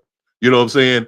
If you a Tyler, you a South African artist, and you go into a country where the brunt of that is, has been focused at Nigeria. I mean, we all done heard the stuff that those certain groups, those minority groups of South Africans say about Nigerian people. Call them criminals and drug, everything. We know all of the stuff that they say. Okay, and we know that they've been attacking, that some of those groups, fringe groups, were attacking Nigerians as well as other African nationals in the area. So as an artist, okay, that's and I'm from this country, I definitely wouldn't want to go there. I mean, for safety purposes, you know what I'm saying? Just for that. Okay, look here. You know what? I might go there and a lot of people might love me. They might love Tyler's music. I'm quite sure a lot of Nigerians love Tyler's music. You know what I'm saying? And probably the majority would probably not be of that mindset. Oh, let's go in and act crazy at the concert. The majority of them probably will love it, because you talking about young people. And Amapiano music is a very popular music. I love Amapiano music. But I'm just saying from a safety point of view, I was like, I probably ought not to go there. And of course we know Tyler's, like the brother said, no, she's not a politician. You know what I'm saying? And she shouldn't be. She's an artist. You know what Brother Malcolm said about Negro celebrities. You know what I'm saying? We know what he said about the ones here in this country. So I mean, what you think they're gonna do in that country? Okay, yeah, she her music is popular. She wants to play her music. No, she don't want to get involved in no politics. She don't want to talk about whether I'm black or mixed or whatever, none of that stuff there. She just want to be an artist. Okay, so yeah, for us politically, us black conscious brothers and sisters, we'll look at it like, well, damn, you ain't even a factor to us. You know what I'm saying? Because you're not making a statement. I understand that. But some people don't want to be politicians. Some people don't care. And they just want to be artists. She's one of those people. But I'm just saying, but as far as the brother saying attack other brothers and sisters who come to the concert, no stuff like that. I mean, I think that ain't the solution to me.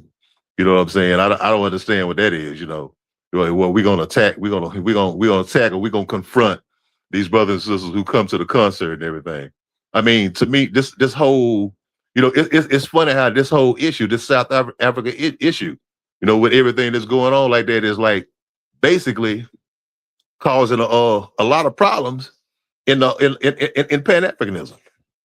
In the Pan-African, in the black world, in the Pan-Africanist world. You know what I'm saying? We having all people rooting at soccer games against South African soccer team, and you know what I'm saying, and the hell with South Africa, and rooting for Morocco, one of the worst places for black people on the continent. Rooting for Mexico, rooting for everybody but them. And we understand where all the vitriol is coming from.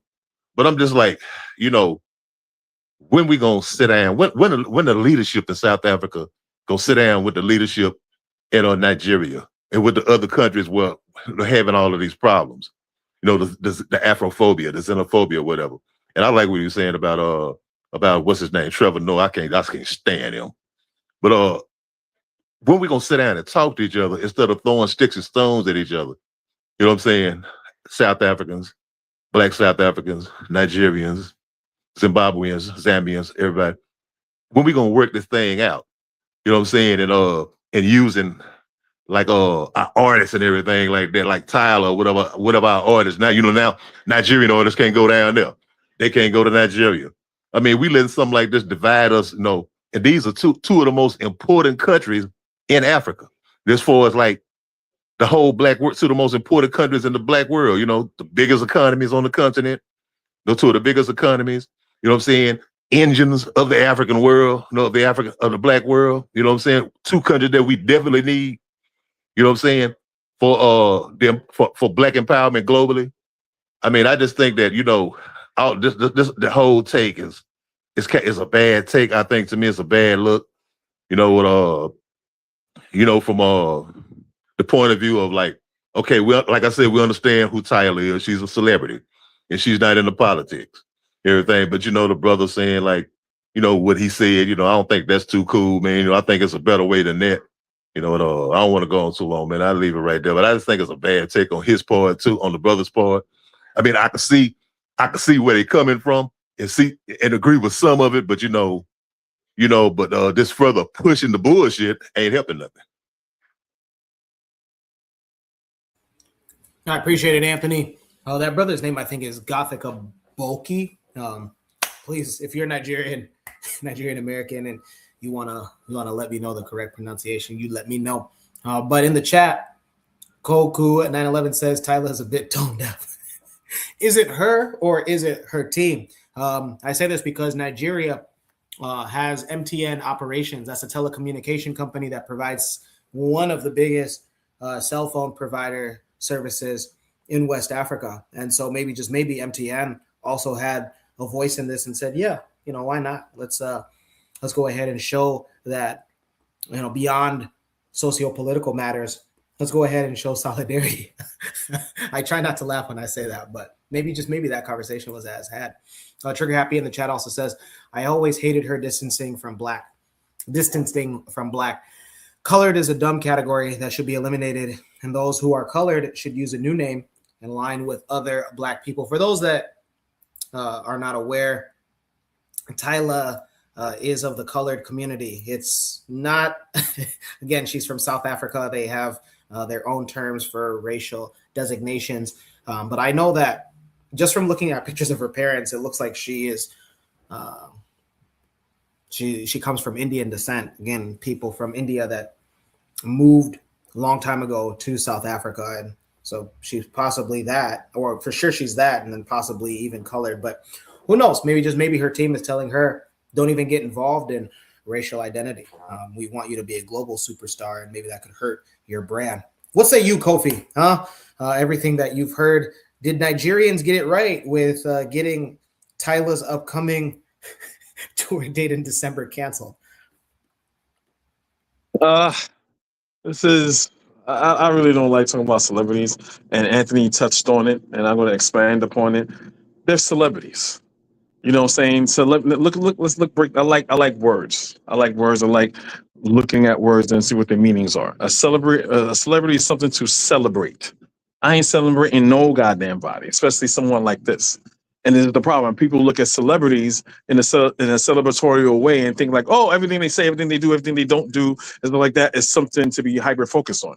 Like Anthony said, like all celebrities are, you gotta be aware of the celebrities. Now, again, we back in the 50s and 60s, we had some very good celebrities. So you had your, not right now, but you had your Jim Browns, you had your Harry Belafontes, you had your Nina Simones, you had your Billie Holiday.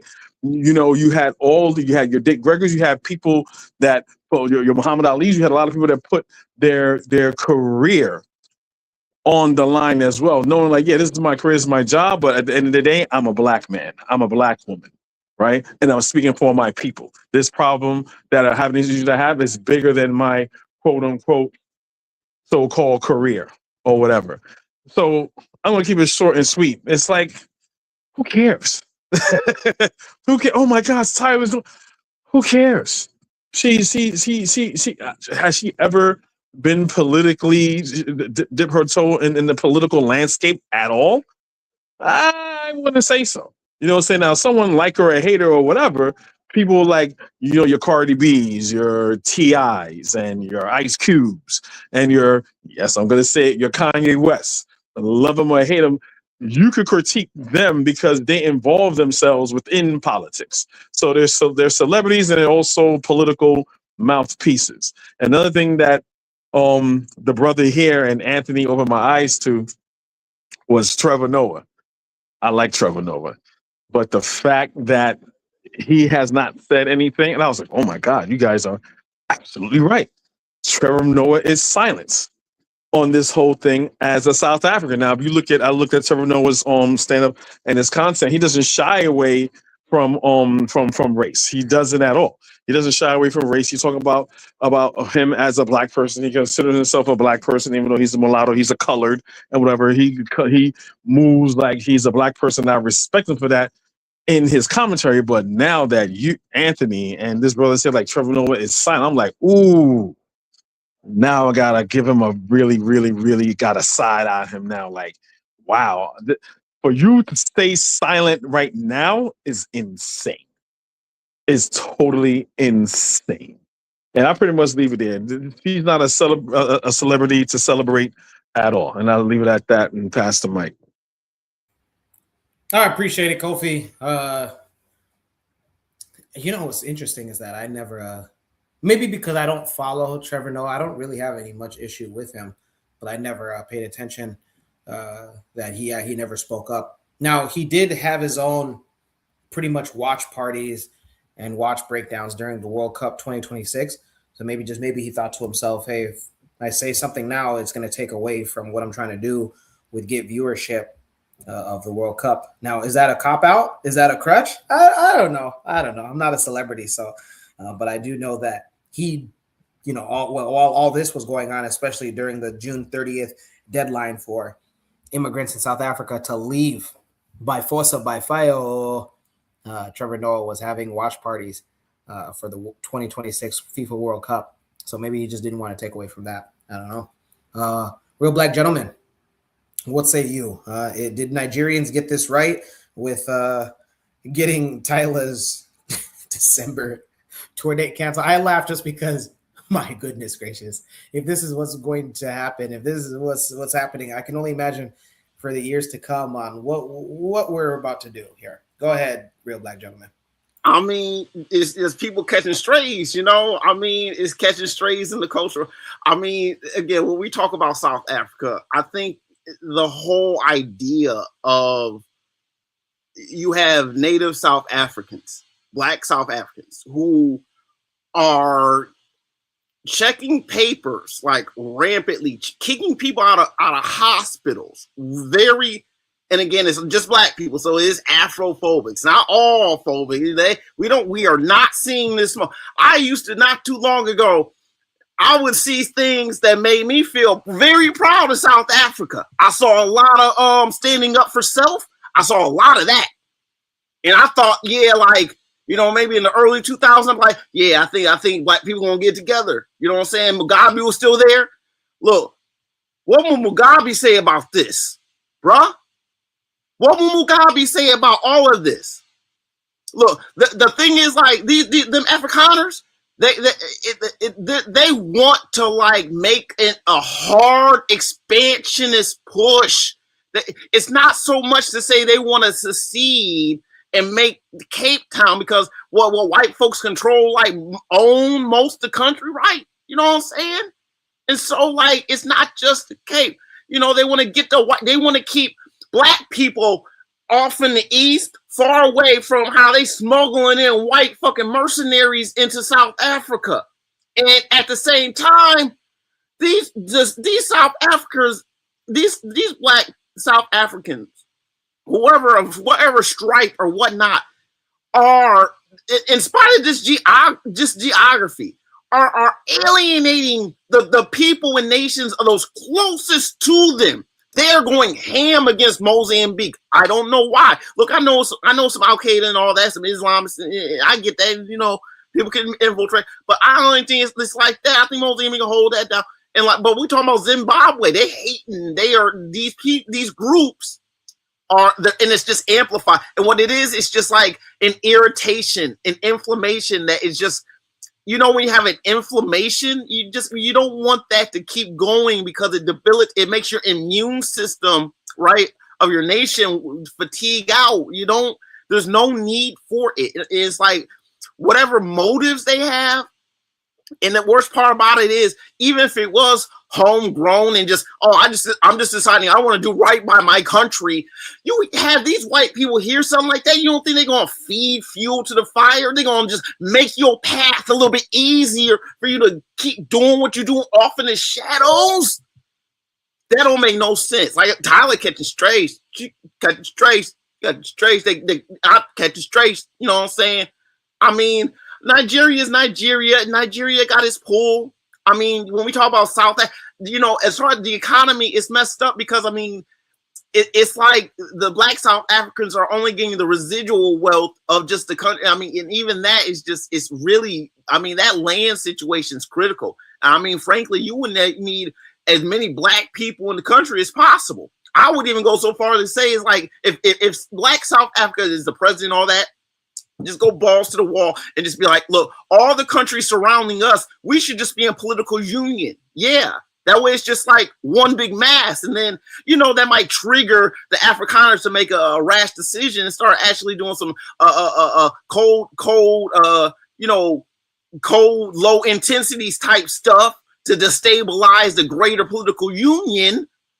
But they want to keep, these white people would love just to keep the Black South Africans in their own little bubble and be like, don't worry about the outside world. You believe in the fatherland and all that nonsense. Like, and the thing is, the way it's just a wicked system because I mean, the Black people don't have they might have quote, quote, political power, but they don't have the economic, the land. Come on, man, the land, bruh. I mean, it's not a farm. It's annexed claims. You know what I'm saying? It's hostile territories. It's territory that you as a black person don't necessarily feel safe on. And the Black people know the bounds of those lands, right? Because I'm sure those white people try to fence off every little acre that they can. And so, like, I'm sick of it because it's weak as hell. And I'm the fact that, you know, people, you know, again, the fence riders aren't saying anything. Yo, like catching strays. You know what I'm saying? That's all I got to say. I appreciate it, real black gentleman. Catching strays, yeah. Trigger Happy agrees with you.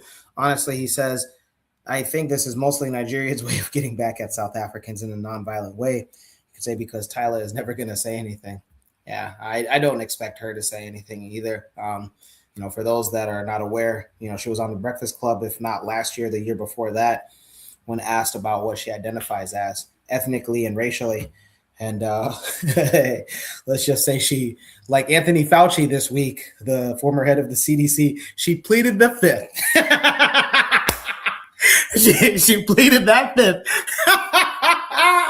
All right. I don't want to get too far away with this. Brother Bakari, from everything that you've heard, man, did Nigerians get this right with getting Tyla and her team to cancel that Lagos, Nigeria date in December? Yes, they got it right. To just be plain and simple, yeah. Yeah, they got it right. And I don't know who Tyla is. I was sitting here wondering. I'm glad y'all said it, but sitting around waiting on. And even if she did say something, the tensions between the country and what has happened, it could very well, let's say hypothetically, she came out and spoke out very hard against it, right? With everything that has happened, it might not be safe for her, no way. So I would just say Nigeria did the right thing. Fuck them. The hell with Tyla, whoever the hell she is, colored.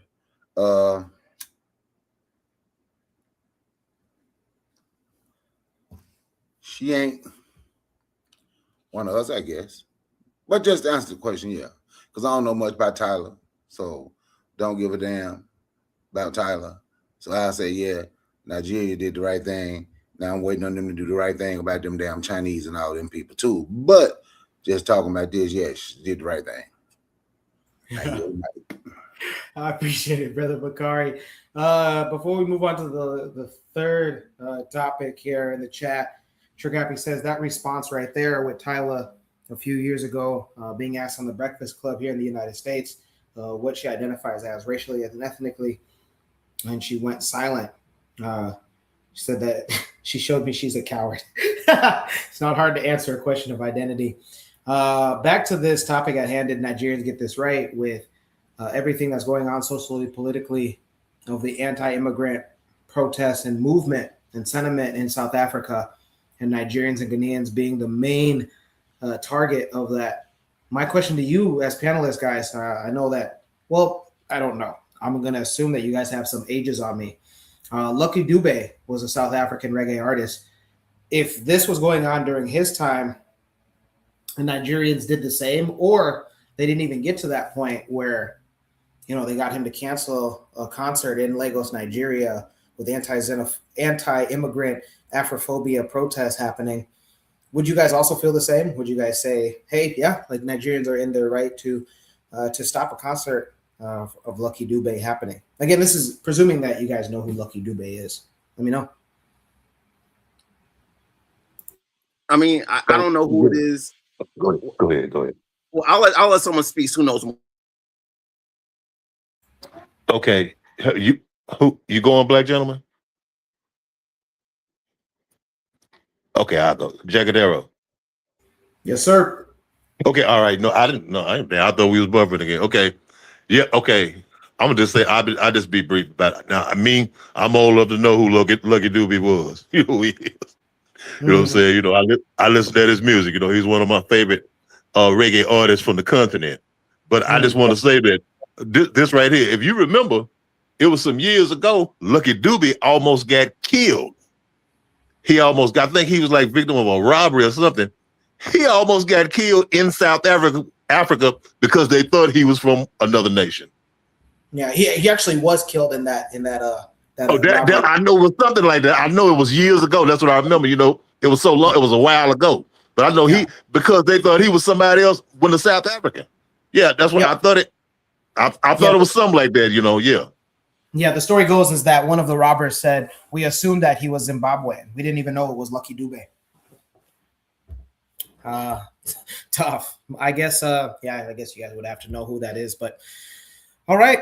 So I guess the consensus is that, Tyler was out of her mind and that Nigerians did get it right. All right. Let's go ahead and move on to Shoot the Breeze topic number 3. This one deals with the thumbnail for this broadcast here today. We go to the Caribbean, our Spanish-speaking Caribbean island. There's not too many of them, but one of them has been at war with the United States, or vice versa. Maybe the United States has been at war with this country, again, in the Caribbean, Spanish-speaking island, since longer than I can remember, way before I was even born. And Shoot the Breeze topic number 3 asks, will the United States be invading Cuba this year? This comes about because in the past few days, tensions have been growing more than ever. At the beginning of this year, just to give you guys a background, with the kidnapping of Nicolas Maduro, the former president of Venezuela, and the oil reserves that Venezuela was sending off to help establish and continue to maintain Cuba's electrical grid, that stopped. And now the oil reserves off of the coast of Venezuela are under the control of the United States military. Cuba has been suffering from daily blackouts. To date, Cuba is going through 14 hours of a blackout out of a 24-hour period. So meaning that if you have a generator, that's probably not working more than half of the time. Hospitals being able to work, that's less likely to happen. Also, if you have a refrigerator, let's go on the micro level. If you have a refrigerator at home, you probably aren't using or buying anything that needs to be refrigerated. For more on this, we go to our only video that talks about what exactly is going on with Cuba. And we ask again, will the United States be invading Cuba this year? Maybe, just maybe this video will go into further detail about why U.S. invasion is even a conversation at the time when Cuba is going through rolling blackouts caused by the United States not allowing Venezuelan oil to reach their shores. Let's take a listen. White House is making plans for Cuba's collapse. The communist-run country is facing its worst ever energy crisis. Even its water system is taking a major hit. The island's water system is one of the largest energy users. It needs power for pumps, cleaning septic tanks, unclogging pipes, you name it. Well, Cuban officials say the water system is running on less than 40% of the required fuel because of the U.S. blockade of oil shipments. The daughter of former Cuban President Fidel Castro tells our Katie Pavlich the situation is dire. They don't have electricity, they don't have food, they don't have anything. Children are not going to school. There is nothing to put on the table. Why are you still defending? You see, there are people that are still defending this situation 90 miles away from the richest country in the world. News Nation national correspondent Brooke Schaefer is following this one for us from Miami, home to more than 1 million Cuban Americans, by the way. Brooke, the water and energy crisis isn't new, but we're told from reports there on the ground, it is in fact getting worse and worse by the day. Yeah, Marky, it is a worsening situation on the island this morning. Cuban officials saying nearly 3 million people are dealing with a lack of water. Some Cubans say that it's been days since they've received a water delivery. Authorities say it's because of the U.S. oil blockade. Cuba's water system now operating with less than half of the fuel it needs. A lack of water coupled with rolling blackouts and a dwindling oil supply worsening the humanitarian crisis in Cuba as the Trump administration continues its pressure campaign for change on the communist island. Secretary of State Marco Rubio in this week's cabinet meeting again called Cuba a national security threat. Cuba's in a lot of trouble because, unfortunately for them, it's run by a bunch of incompetent communists. So we'll be talking to them. We'll be working on it. You know, we want something good for the Cuban people, and hopefully there'll be a good outcome there for them. There needs to be. It's 90 miles from our shores, and having a failed state 90 miles from our shores is a threat to the national security of the United States. President Trump has suggested the U.S. could take Cuba. Politico this morning reporting that the Pentagon has positioned troops for a military attack and just needs the president's go-ahead. But so far, President Trump has not given that order. Instead, his administration for now opting for peaceful change. But Axios reports the Trump administration is bracing for the potential collapse of Cuba's government as early as this summer. Cuban officials have blamed the U.S. oil blockade and sanctions for the current crisis on the island. Cuba's foreign minister told Fox News the U.S. is, quote, manipulating public opinion to justify military intervention. Marky? Brooke Schaefer, live for us this morning. Thank you. Thank you for watching. Subscribe below. Once again, I'm Jacadero, proudly filling in for Brother Koku here on Shoot the Breeze, episode 251 on the Better Medicine Podcast, part of KWAZ Radio. Hit the like button in case you haven't. Today, just like any other Saturday night, we are shooting the breeze with a range of topics. Our topic number 3 asks, Shoot the Breeze. Topic number 3 asks, will the United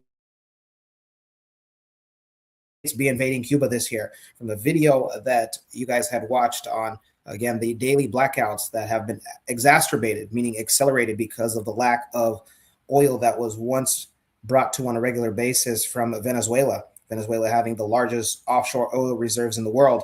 Well, January 2026, the former president of Venezuela, Nicolas Maduro, was kidnapped by the United States military and is still awaiting trial, if the trial hasn't began yet at the time of this broadcast. In the chat, before we get into our panelists' thoughts, Koku 911 says we should be helping Afro-Cubans, especially neighboring Caribbean countries should be helping.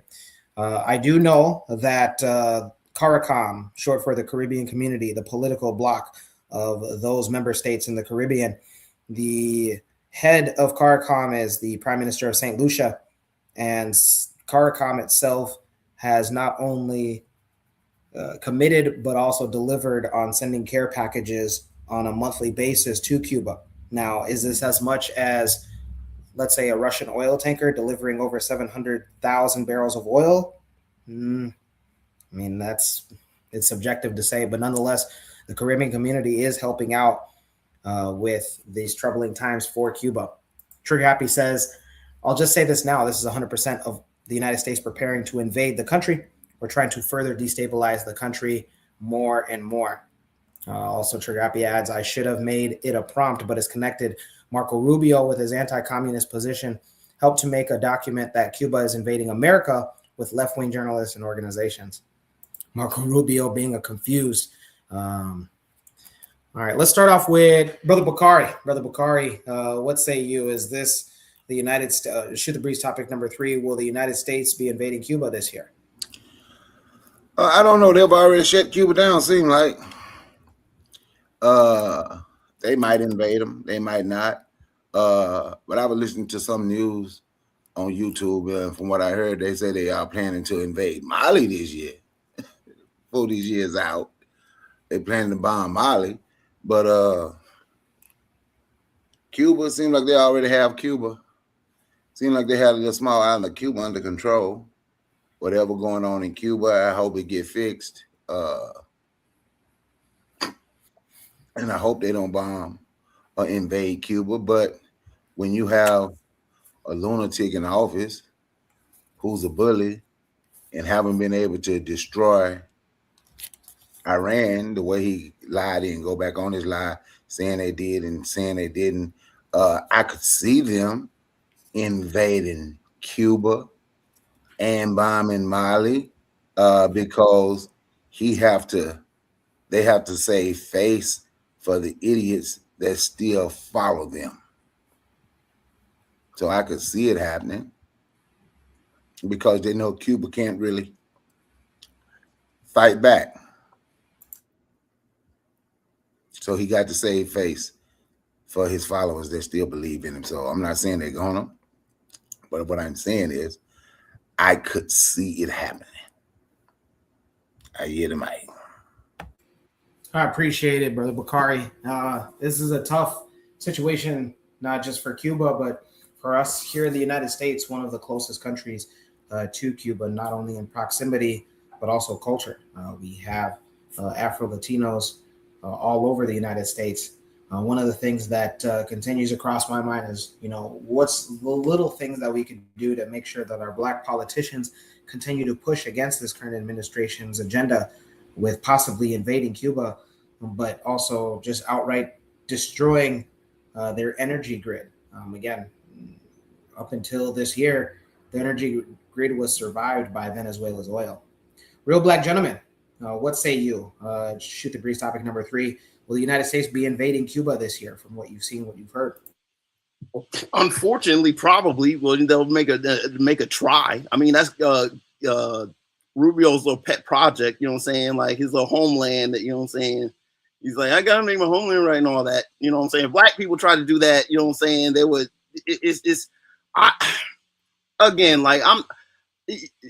I'm not going to sit here and alienate communism because what winds up happening is that communism tries to be as self-reliant as possible. If you don't necessarily have all the supply chains and all that and the resources, it does tend to fall apart. You can't keep it so insular. I mean, an island though is different because an island is naturally self-sufficient. So communism does tend to work on islands if you just going to keep it a buck. It's just, you know what I'm saying, you're going to have everyone on the island is going to have to make sure that, you know what I'm saying, everyone's making sure everyone is because you can count, you know what I'm saying, it's tangible. It's not like if you hoarding, someone's going to pay attention. You got to make sure that everyone is spread out because like you can't be fighting on the island. You got to make sure everyone's sharing on the island, you know what I'm saying. So like, Castro gone and then, you know what I'm saying, Venezuela, you know what I'm saying, they toppled that.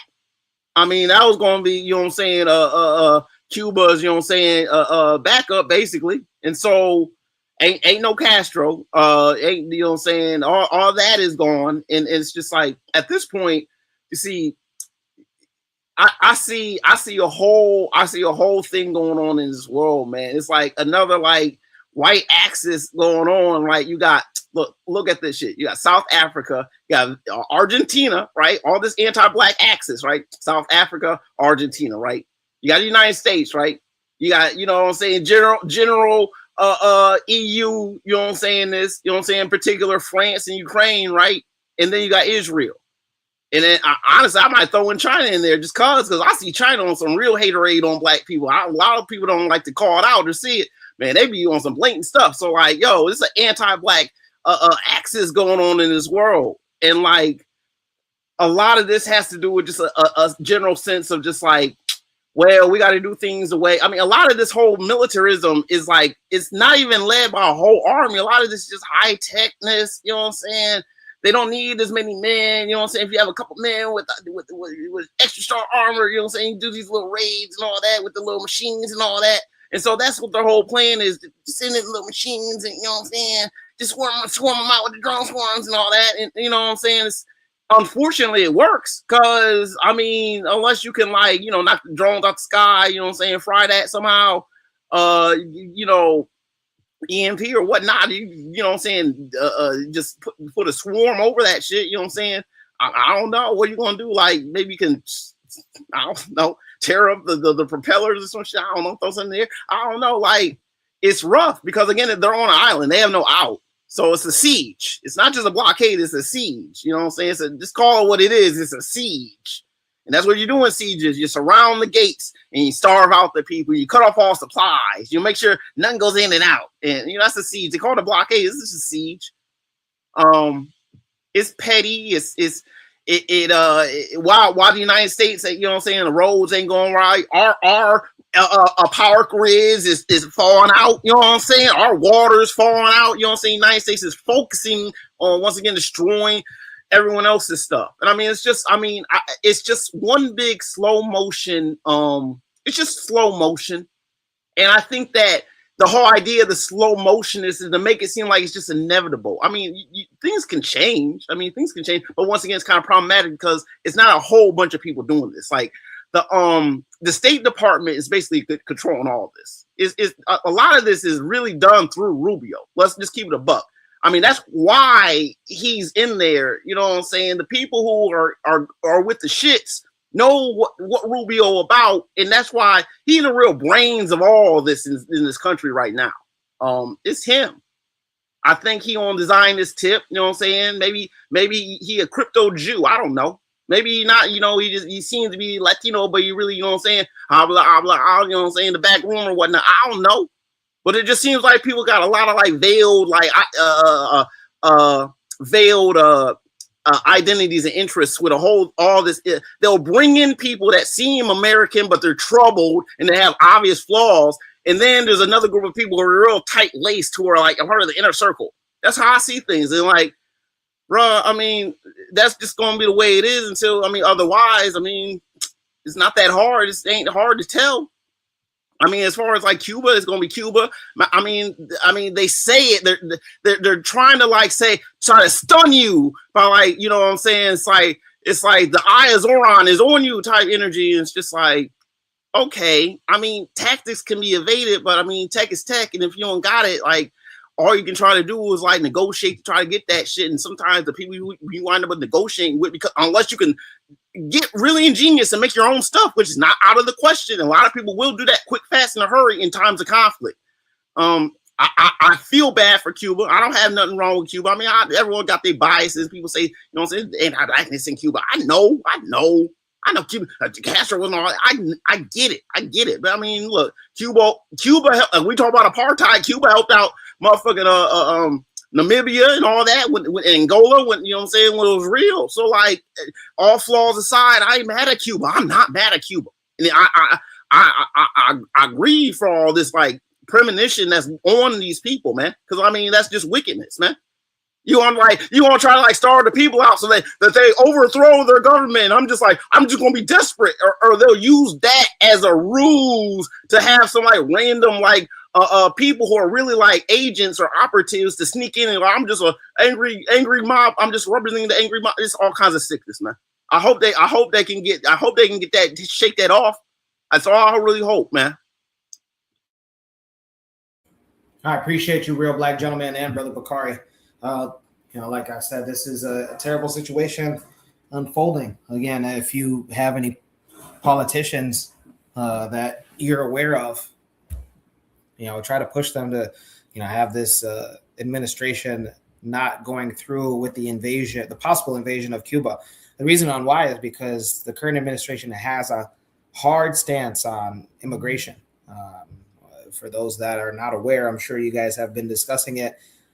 Temporary protected status has already ended for Haitian immigrants this year, just recently, actually.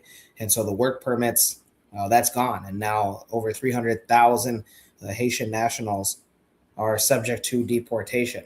But there were some politicians that were fighting against that, because deporting people to a place that the United States themselves has flagged for an unstable social and political climate is not the brightest or the best step to take.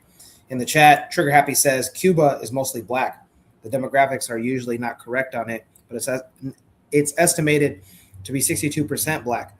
Of course, it has a lot of white leadership, but it's very black. I had a friend that went to Cuba, and he said that just from the airport itself, you'll think that you're in one of these big cities here in the United States. And then this is, again, guys, this is a nation that welcomed Assata Shakur. This is a country that has long fought against American self-interest and said, hey, we're going to side with anybody but the United States. So if they're Bakari, Real Black Gentleman, any last thoughts before we move on to Shoot the Breeze topic number 4 here on episode 251? Yeah, this is just out of control. I mean, I don't need the militarism. There's no, I mean, all this. It's a national security threat. That when again, you got to sometimes like take these people's words and just like flip it around. Like it's not the nationals, it's not the nation's security, it's the security of their own egos. You understand what I'm saying? That's all it is. Their egos are insecure. So you know what I'm saying? It's not. The Cuba ain't bothering no one. What is? I mean, seriously, like I don't see them as a posed threat to the United States anyway. The real posed threat is just like, no, I'm not with the shits, and saying it loud enough and getting other people. See, they try to pick people off one by one. They're a funny. They're a messed up type of. I mean, there's a lot of stalking going on, but that the whole framework is that they bully and they pick on you one by one, and they try to isolate you from everyone else, make this show of picking on you. That's all that this is. I mean, it's just like, nah, you can't be the solo nation. This is why I love the AES, because you can't be that solo nation. Nope, can't do it. That's all. Yeah. Hey, Brother Bakari, any last thoughts? If there's not, we can move on forward. Shoot the Breeze topic number 4. Move on. All right. Shoot the Breeze topic number 4 takes us to comments made by an African-American billionaire. He came into the news recently with his statement on the transatlantic slave trade. Now, for those that are not aware, this year the transatlantic slave trade became recognized in the United Nations as the worst crime against humanity. The worst. Again, over 162 countries voted to recognize it as the worst crime against humanity, and 3 nations voted against recognizing. Ask your mama, ask your papa who those 3 countries were. But nonetheless, this is a topic relating to that conversation. Again, Shoot the Breeze topic number 4 asks, was slavery about green and not black and white? We go to one of the most recognized black billionaires in the United States, Mr. Byron Allen, and his statements. So hang on tight here. We'll go to a video on, is this on Instagram? On Instagram. Stand by.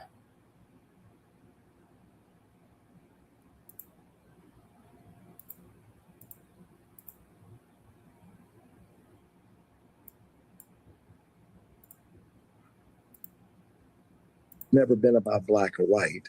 It's always been about green. We were brought here to make America rich. Anybody can become rich if you enslave millions of people and they work for free for close to 300 plus years.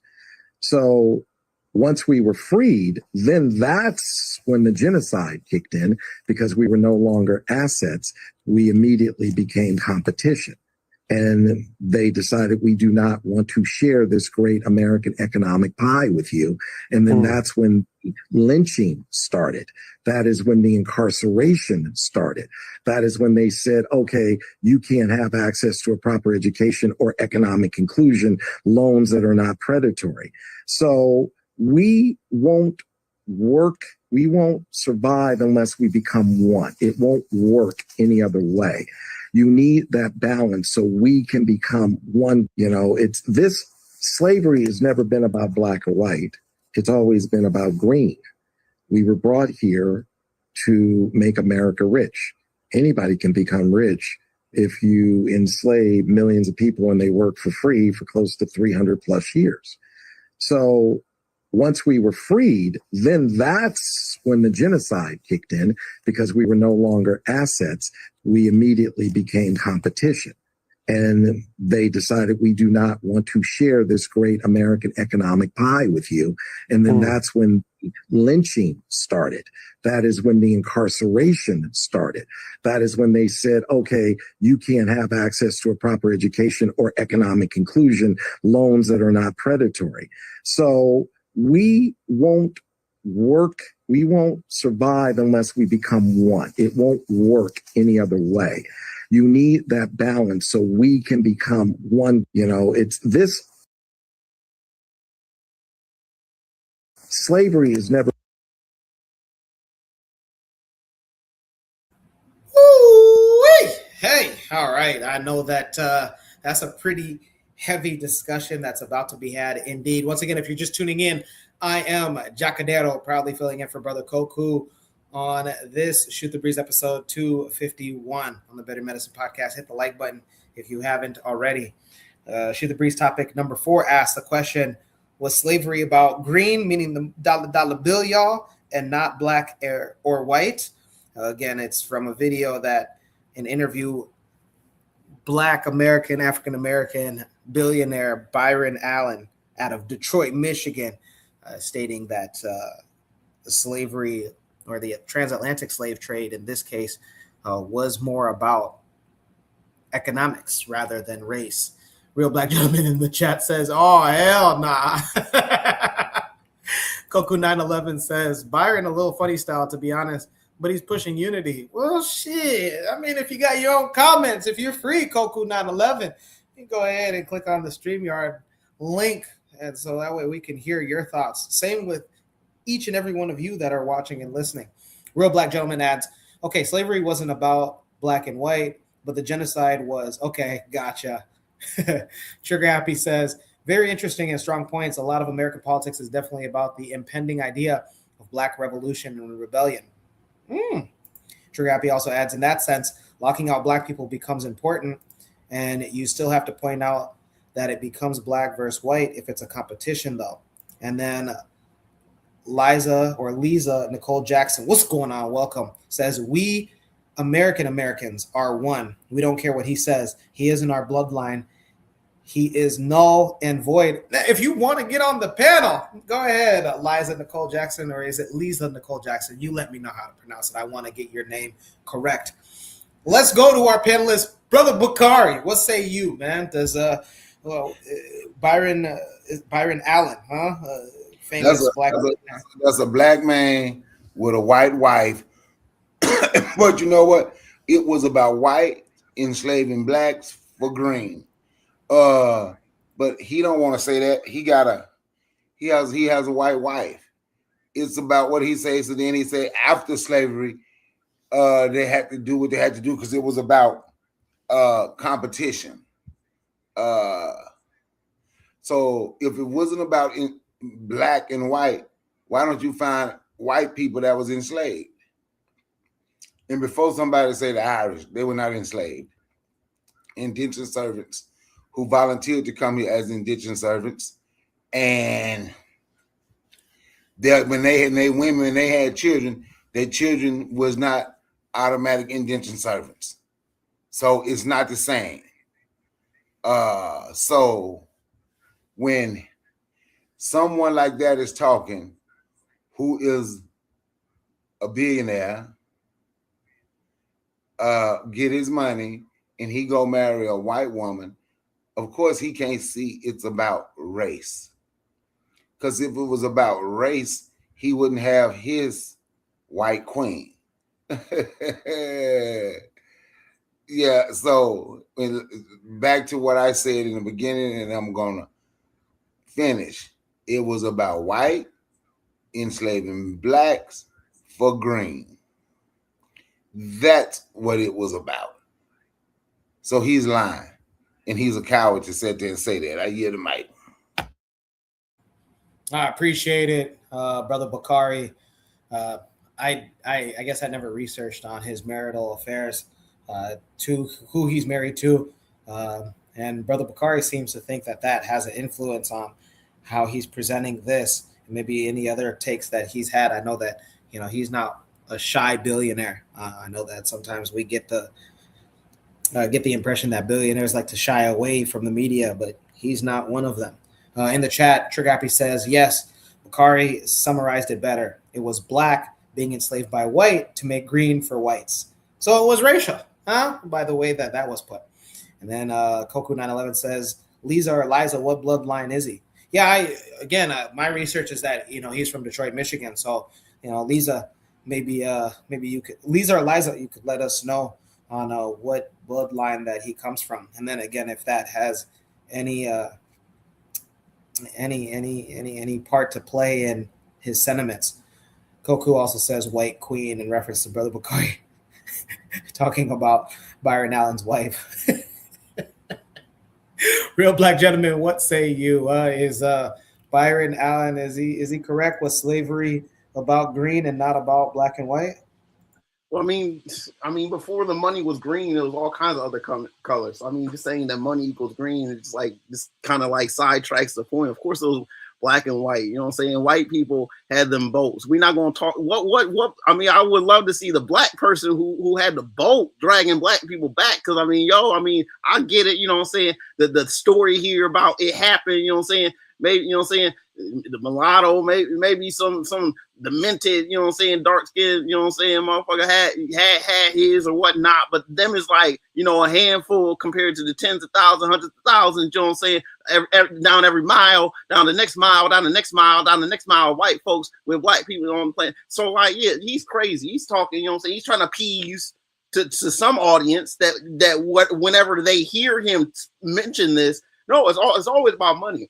And I mean, it's just like all that he calls it genocide. I mean, the fact that, he's going to call just keep in mind that the whole Confederacy, right? The premise of that was I'll say it, America is the white nation, but the Confederacy is the white supremacist, the proper white supremacist nation. It was like basically in this constitution that white people are on top. I mean, they wanted that to be in stone, right? And so like, of course, I mean, and they wanted slavery too. I mean, of course they wanted slavery. They wanted the free labor because naturally, I mean, that's how they had the economics. They didn't have the factories down south, and that's why they come manufacture a cannon or a gun. So like, yeah, it's like it's been like that. It's been like that. I mean, it's not even about North and South because that's why the Confederacy had its capital in Richmond, right next to D.C., because their whole plan was to basically subsume the North. If you're going to position your capital as a front, basically 90 miles away from your opponent, you're not looking at that D.C. as like the boundary. You're looking to overrun that. Of course, they had operatives all up through the North. You know what I'm saying? I get the Civil War. I understand what's going on. So like, yeah, it's just like, of course, it's just like, yeah, he's talking, he's trying to appease to an audience, and there's nothing more to say about it. I mean, black people know what the deal is. Of course, he's talking nonsense. It's not, and the funny thing is, the people who were really killed weren't just random black people so much. They were going after the business class. They were going after the black business class. You know what I'm saying? The people making money like him. He says genocide, and I think it's, of course, black people were killed, or black genetics were systematically killed, but they were, in the way that they're doing it, they're trying to kill the genes of the people making money. So, yeah, I mean, that's all. I ain't got too much to say. That's all. I appreciate it, Real Black Gentleman. In the comments, Liza or Lisa, I'll just call you Miss Nicole Jackson. How about that? Miss Nicole Jackson says, I don't know what he is in reference to he's not of mine. I know that what he is not my people, the builders, maintainers, fighters whose generational families are in this soil. Hey, remember, Miss Nicole Jackson, you can also join us here on the StreamYard. Click that StreamYard link. Trigger Happy adds, America would have never been such a powerful nation and jumped through all the hoops to go through to be a wealthy nation without mastering enslavement. Real Black Gentleman says, Miss Nicole Jackson is a troll or a bot. I don't know. I mean, I invite her to the show, but Byron Allen's statements about, that slavery wasn't about black or white, it was about the green. If you guys ever feel compelled, I know that this might not resonate well with some of you guys, but I think it was the Library of Congress, if I can believe. I'll try to put it in the chat if I find it, but on YouTube, they're awarding or recognizing the Prince Hall Masons of the DMV area. That's DC, Maryland, Virginia here in the United States. And why they're recognizing them was for a multitude of things. But one of the significant things in that YouTube video, when they're recognizing them in Washington, D.C., is that they recognize them because during the ahead of the Emancipation Proclamation, the document that freed enslaved Africans in the United States, Abraham Lincoln brought Prince Hall Masons into his office to ask, where should we send formerly enslaved and the free Black peoples? For those that don't know, there were free Black peoples that were operating, living, working, and breathing in the United States at the same time that there was the transatlantic slave trade, because there was already Black people operating, making money, etc. amongst themselves. And so Abraham Lincoln brought Prince Hall Masons to ask them, where should we send Black peoples, both enslaved and when the emancipation goes into effect, and also free Black peoples. And why is that? The Prince Hall Masons descendants actually state that during the time of Abraham Lincoln, his administration was catching word and the sentiment that more slave rebellions were happening, not only because of slave rebellions happening in the Caribbean, places like the Dominican Republic, Colombia, and Haiti, but also enslaved Africans on United States plantations were watching free Black people move about themselves and being able to drive wherever I don't know about drive. I think there was horse carriages, but being able to move freely and do whatever they wanted to. So thus was also a factor into slave rebellions. Again, other enslaved Black peoples watching other Black peoples out. And so Abraham Lincoln said, hey, we have an issue with that. Again, you guys can take a look at that video. I'll try my best to find that video, but it's not from too long ago. I think it's from the 2010s where they're getting recognized. But nonetheless, why I bring that up is because if Byron Allen, if I was to speak to him, I'd ask him, if it wasn't about race, if the transatlantic slave trade wasn't about race, then why did the Lincoln administration have such an issue with, hey, not only do enslaved peoples need to leave this country after the emancipation, again, thus sending them to Liberia, but also free Black peoples as well. Again, that's an open question for you guys here in the panel as well. Brother Bakari, Real Black Gentleman. Again, if you guys are familiar with that, or even if you guys aren't, I guess maybe I just want to pick your guys' brains on, first, were you guys aware that the Lincoln administration wanted to send even free Black peoples out of the country? Yeah, I knew about that. I mean, there was all kinds of, arrangements trying to get people out of the country. Grant was trying to buy basically the Dominican Republic at one point, and just as a like a reserve, you know what I'm saying, just in case type, you know what I'm saying, like there's been all kinds of, but it's just it becomes, their wants don't fit their budgets, because they want Black people just to like go, but they never have the money for these boats. They never have the money for the infrastructures to actually get people out. They just, a lot of it winds up, it was just into this point now is wishful thinking. You cannot wish Black people away. I mean, I think that the whole transatlantic, I mean, when people talk about like what happened to the boats, like I just think that like what am I trying to say? Does that have any bearing? What am I trying to say? Once we're here, I mean, all the infrastructure is gone. So it's not like you can like have those slave boats, because I mean, it's like they don't even have the infrastructure. Even if they wanted to, they can't. So it's like they're constantly trying to get, pick us apart, try to gold us out. You guys should go, go back to Africa, like go, like you brought us here, you take us back. And naturally, I wouldn't even trust them to take us back, right? And so like, well, we can take ourselves back, right? But you're not trying to, there is no that. I mean, there's nothing. And I mean, part of it's just, I think it's just a long-standing just way of just trying to make us uncomfortable where we are.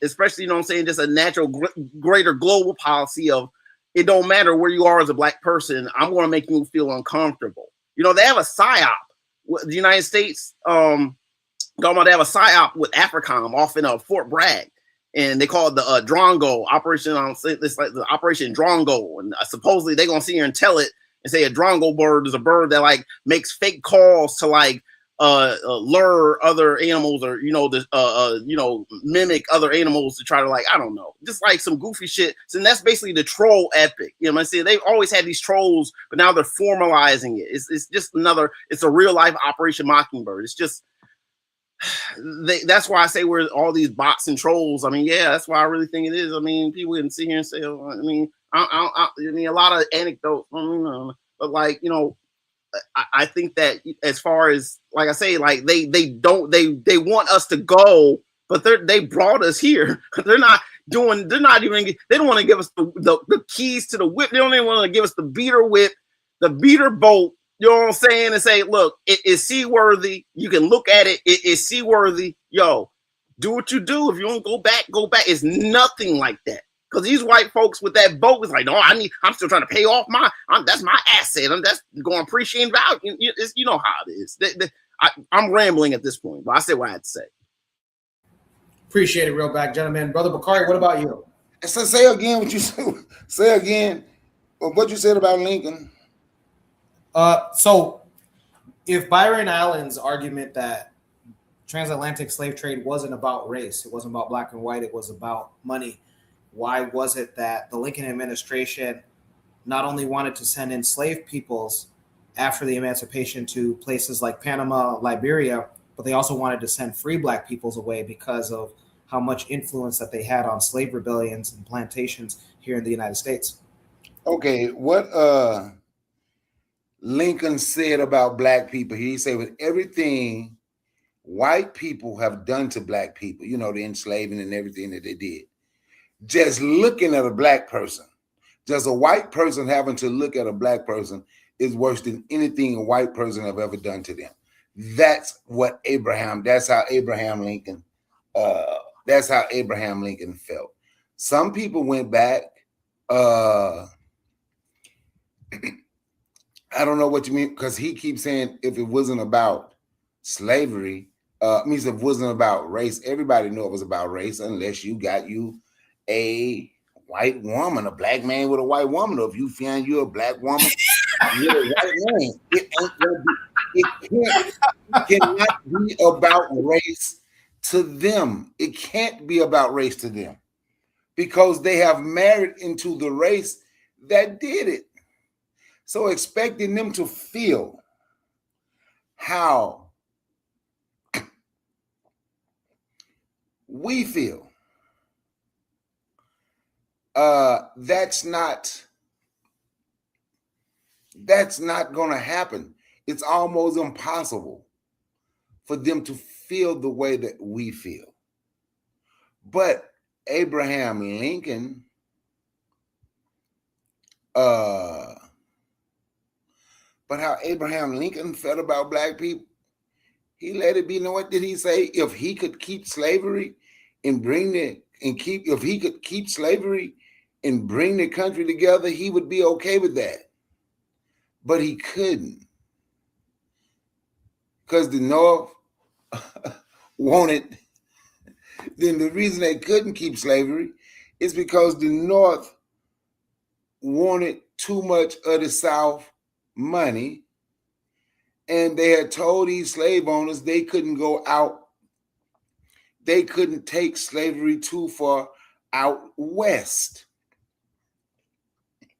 So they couldn't keep slavery unless people agreed to pay.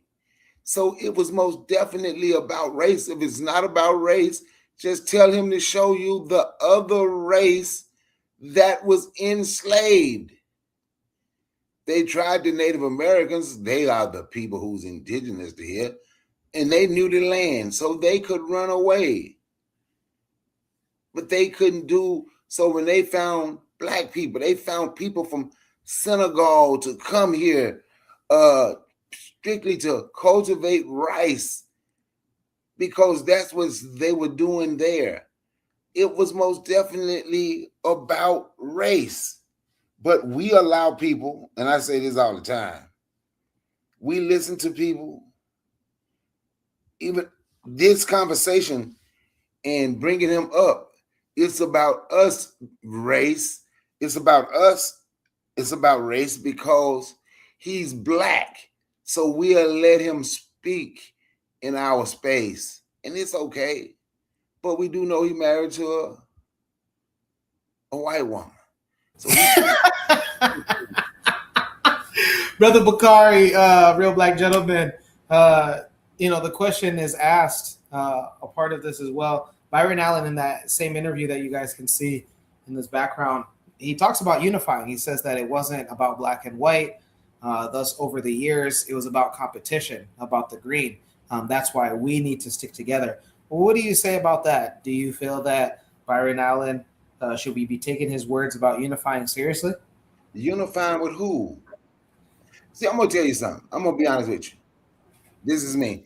And this is how I feel. I'm sick of hearing black people use the word unity. Man, we've been saying unity. We've been saying unity for 100 damn years. It sounds good. Man, what we need to organize. We need strategy. And we can't, see, when you say unify, you trying to bring everybody in with you. Everybody ain't going to come in with you.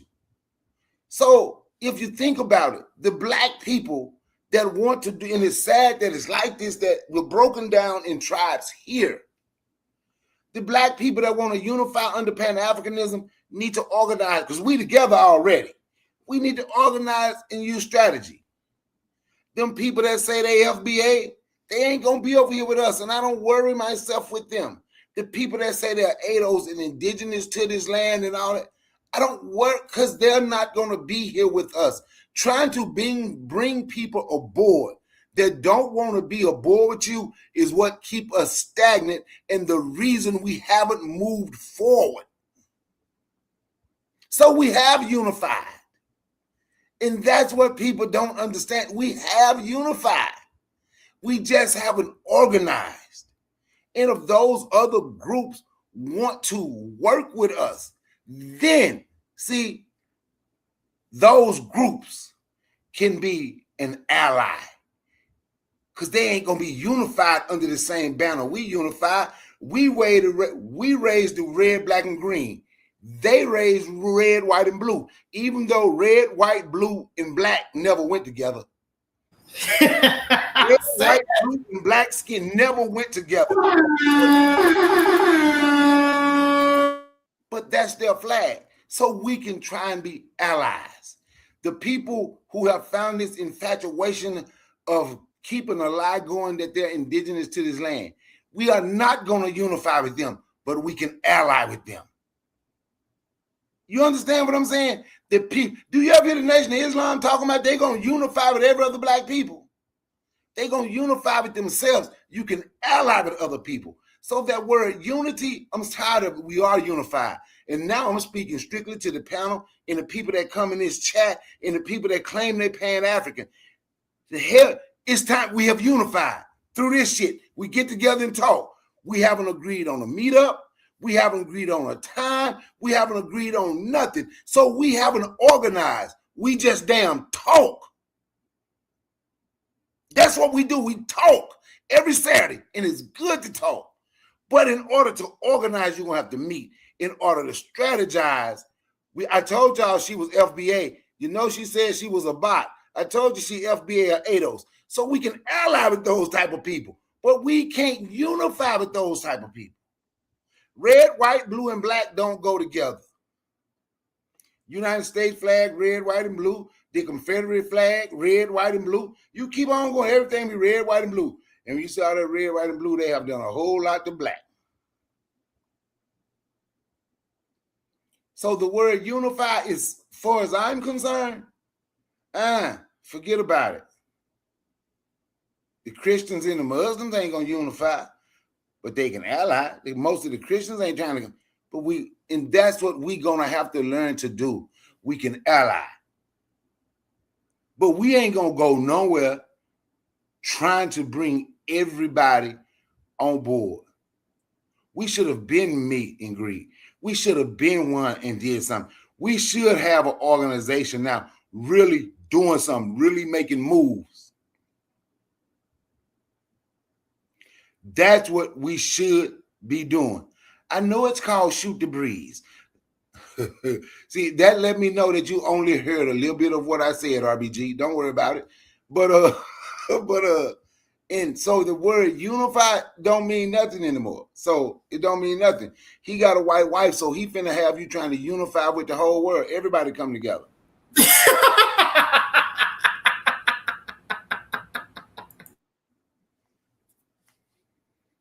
Hey, all right, Brother Bakari, I appreciate you. Hey, I appreciate you, real black gentleman. Any response? Any final thoughts here?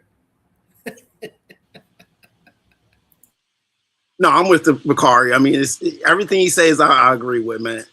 I mean, everything he says is truly on point. You know what I'm saying? Like, it's difficult.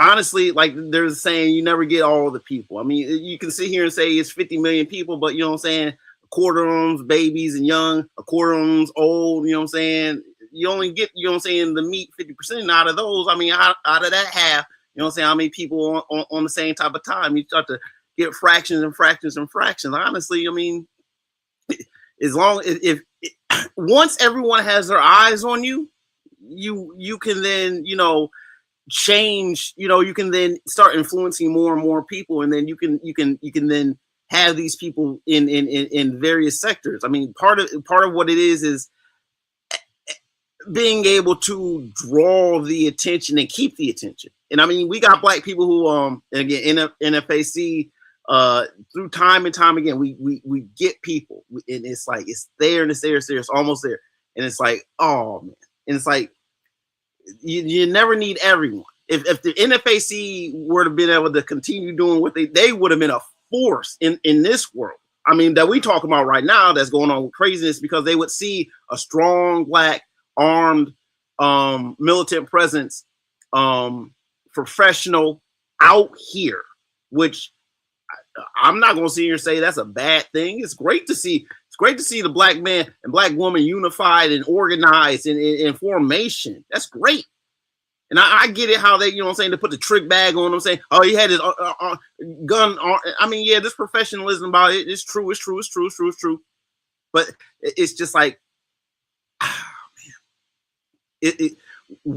I think it's a case of like, you know, 3 steps forward, you know, a varying number of degrees back.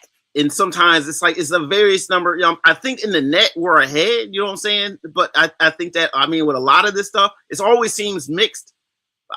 I mean, I think that what it is that different, I would say almost like you said, we do have to organize, but we have to have a sense of interlocking within whatever it is that we're organizing with. I mean, if you're going to have, how would I say, if we're going to be one unit, like it's very important that we understand like how we relate to the other groups. You know what I'm saying? We definitely have to, like, these allies that black people, if the Pan Africans are going to have allies, like part of it has to do with, you know, I think it had just having, like Bakari's right. Like I say, I'm trying to like add on to it, but I really can't. Like, you do actually have to have that core people. It doesn't have to be everyone. So I'm just going to end on that. I appreciate it, real black gentlemen. Can I say something right quick? Please. Something that RBG touched on. And this is something I've said to Koku, and I had a friend of mine get mad at me the other day. And I don't normally say people's name because I don't respect them, but I'm going to say their name. You got people come around that follow Tariq Nasheed. You got people that come around that follow that dude Moorish World. You got people that come around that follow them Jason Blacks and Professor Black Troops and motherfuckers like that. Pardon my French, but I'm going to have to go ahead and say it. You wonder what happened to the NFAC? The motherfuckers y'all follow like that sit here and grew their panel shitting on that damn black militia. Now black people will turn around and follow those damn people. I said, I wish I could have got 5,000 together. People have seen my work. I've trained women to use weapons. Still do. Black women. Let me be specific. Black women. Still trained. People have seen my work. But when you find these people, them FBAs and these ADOs and these so-called indigenous will sit there and talk about he gonna get somebody killed. When there was the people, when everybody saw that Ahmaud Arbery tape, when it came out, none of them wanted to talk. I'm the only one on social media that talked about it. They went and stood in front of them people's house for a week and told the police, you got 5 days to go get them or we going to get them. That's the only reason they got arrested. But them people y'all follow and say, now we should unify with them. No, I would not. I'm just being honest. I would not attempt. Naps, me and Naps cool. He said he didn't know why I don't like Morris World. I'm telling you now, he built his channel shitting on that militia. I was out there with him. I had some young men go join. You know why them young men stopped? You know why the NFAC broke up? I talked to them young man. We got tired of just listening to black people always talking down on us while they ain't doing nothing. So them young men went to do their own thing. And I don't blame them. So when people say, well, will they come now? No. Why? Black people, don't nobody have to come and talk about, I'm going to do something for you, when you never, ever, ever say anything positive about them. Was the NFAC perfect? Nope. It damn sure wouldn't. Is there some things I could have said? Yep. It wasn't perfect, but it was what we needed. And if we was truly concerned about unifying in revolution, instead of sitting on here crapping on them, it would have been more people trying to get involved to see if certain things that we could fix. But instead, we allow people to build their channel. We allow people to sit and talk about these people who was putting their life on the line. People don't even know what they're called, the Proud Boys or whoever. One of them used to be on social media. They were down there in Louisville, Kentucky, talking shit. This was on social media too. Then they went to the police bragging. They went to the police begging. It's so many NFAC. If we stand right here, they're gonna just wipe us out. People don't talk about that part because when you black and you want your social media channel to grow, you have to talk negative about black people all the time. I don't even mention these people, but I said their name tonight because of the bullshit that they did when RBG mentioned the NFAC. Yes, we should have had a militia. We should have a militia right now of 150,000 strong. We should have had enough militia now where people can go stand in front of them folks that did that to Nolan Wells and say, y'all got 5 days. Or them people who, that black guy that was lynched in Michigan, go stand in front of their house and say, y'all got 5 days. Or Cleveland, Ohio, or Woodstock, Georgia, or Birmingham, Alabama, or Miami, Florida, or St. Petersburg, Florida. But what we do, we sit our ass and talk and we follow some fucking pussies and act like they're doing something. Pardon my friend, I don't like them motherfuckers, and I mean that. Because that's what they did. They embarrassed black men, and now we got a lot of weak ass, because black men, we got a problem. We got a lot of weak black men that follow them. And they get mad when I say something about it. And I'm going to continue to talk about it. And the same shit I say now is the same shit I stand on the corner and say. It's the same shit I stand in the damn city council meetings and say. The same thing I talk about. That's why the police followed me. When I sat there and talk about to do something else to another black person here, we shoot first. They didn't know how many people was me. About 30 people to the meet with me, because that's how I get down for real. And I don't like punks who think it's okay to sit there and watch black people dying. Well, you know, that's Mississippi. That's Mississippi. That's Mississippi. They just killed a black kid in damn Austin, Texas 3 days ago. He had a gun. He raised up his shirt so they can see it's a water bottle, and they killed him. My mom. Eric Garner was not Mississippi or down south. That was in New York City. But all over this country, we gonna find one place to try. No, Mississippi is America. and they gonna keep doing the shit they do to us in all 50 states until black men pull their pants up, let their nuts hang, and let these motherfuckers know we ready. I'll yield the mic.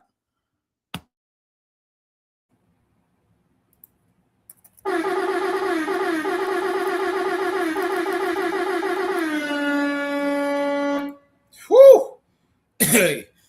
Real black gentlemen, I gotta ask, you have any any last words before we get into our fifth and final topic of the night? No. All right. By the way, let me say this: I wouldn't try to come at RBG if it sounded like that. RBG, I wouldn't. No. It's no worries, man. I'm with it. I'm with it. All right. Please, unless you guys are, I'm talking to you at home that's watching, listening, maybe you at work, maybe you're in the gym, maybe you're not effing around, huh? You get me? Towards the end, when we give our shout outs, if you are in the Omaha, Nebraska area, please stay tuned. There may or may not be a certain group that I can give you guys information about that operates here out of Omaha, Nebraska, and that you can be a part of. All right. With that being said, let's get into our fifth and last. Again, I told you guys we're going to try to burn the midnight oil. So why not? Why not? Huh? Like Brother Bakari says, where are black men got to pull up their pants? We're going to do that. So let's go ahead and get into our fifth and final topic of Shoot the Breeze tonight here. And yes, this is going to involve a lot of us black men pulling up our pants, like Brother Bakari says, huh? It asks, is this the self-sufficiency blueprint, huh? This one is on the lighter note, not as heavy as the awesome speech that Brother Bakari gave, but nonetheless, man, it's gonna ask you as a man, are you gonna roll up your sleeves, huh? Whether that's here in the United States or somewhere else, huh? It brings us to Instagram, where we have a sister that has built her own off-grid community that is self-sustaining, huh? So let's go ahead and get to Instagram, and we'll talk right afterwards, huh? Stand by. I realized something. I never needed 6 acres to feed my family. Half an acre would have done it. Here's the blueprint. I'd plant fruit trees on day one. Using 1/8 of an acre, I would plant 12 to 20 dwarf fruit trees. Instead of one giant apple tree, I can grow apples, peaches, pears, plums, figs, persimmons, and cherries in the same footprint. More diversity means more food, longer harvest seasons, and if one crop fails, I still have 6 others. Next, I'd create a seed library. I'd save every tomato, pepper, bean, squash, sunflower, and herb seed I could find. In 18 months, I saved over 1 million seeds, and those seeds were able to supply an entire county with a seed library. I donated that seed library years ago, and it still operates out of the Lovejoy Library. If you save your seeds in a few years, you rarely have to buy seeds again. Next, I built a greenhouse, not just for seedlings, but for year-round lettuce, spinach, herbs, and to grow fodder for my chickens and other animals. Fresh greens in the winter are a game changer. My fodder system process takes less than 6 days to grow food for animals. I would have my chicken coop and my greenhouse built on the same 1/8 of an acre. I choose a small closet in the house to run my fodder system out of. That way, you're saving more space in the greenhouse. Next, I'd compost everything: banana peels, coffee grounds, eggshells, cardboard, leaves. Every scrap becomes next year's garden. I'd also install rain barrels to go right off of the greenhouse and right off the chicken coop and right off the gutters of my home. Why pay to water food if the sky's going to do it for free? I would also check my local regulations to see if they allow it. Next, I'd keep bees. One healthy hive can produce a surprising amount of honey in a good season, plus pollination for your fruit trees and garden. Y'all know honey stores indefinitely, and bees make everything else on your property more productive. Next, when gardening, I dedicate a section to calorie crops, which are potatoes, sweet potatoes, dry beans, winter squash. These actually keep you full. And remember, for potatoes, you don't need ground space. They can grow on buckets, child. They grow on laundry baskets, pretty much anything. I'd grow a kitchen garden right at my back door, the food you grab every day. So your garlic, your onions, your herbs, your lettuce, your tomatoes, your peppers. If it's convenient, you'll actually use it. And a bunch of my herbs I'd grow actually right at the bottom of my fruit trees, because fruit trees provide natural shade. Self-sustainability ain't just about growing food. It's about the way you harvest it, the way you store it, the way you keep it. I learned to preserve food before I needed to. Freeze it, can it, dehydrate it. A harvest only feeds you long-term if you know how to keep it. I'd plant living fences, blackberries, raspberries, muscadine grapes, food, privacy, wildlife habitat, and natural boundaries all in one. My absolute favorite to do this with are actually blackberries, beautyberries, muscadines, and mulberries. With all those berries, you're going to have an abundance, so freezing them is actually imperative, and also canning for jellies, jams, and of course, wine. I'd also plant nitrogen fixing plants, so clover and beans, they help improve the soil while producing food and forage. I'd also grow flowers on purpose, not just because they're pretty, but because pollinators are the farm workers, and you don't got to pay them. I teach every person in my house one skill. One kid knows how to compost, one knows bees, one knows fruit trees, one knows how to cook, one knows foraging, because self-sufficiency isn't about one person knowing everything. Teamwork make the dream work, baby. Last but certainly not least, I leave part of my land wild. Nature is already growing food and medicine. You just got to learn how to recognize it. You can do this by teaching yourself to learn one wild edible forageable a month. So by the end of the year, you'll know 12 plants that you can eat. Self-sufficiency isn't about having a ton of land. It's about making every square inch count. Off a half acre, I could easily feed my family of 6. For more Black girl farming adventures, follow me for more. After 5 years. I don't know if I should have watched that, because now I'm extremely hungry, and I actually committed for the next 6 months to not eat after 7 p.m. So I'm really pissed at myself that I just watched that, and I'm extremely hungry. But nonetheless, we move on, huh?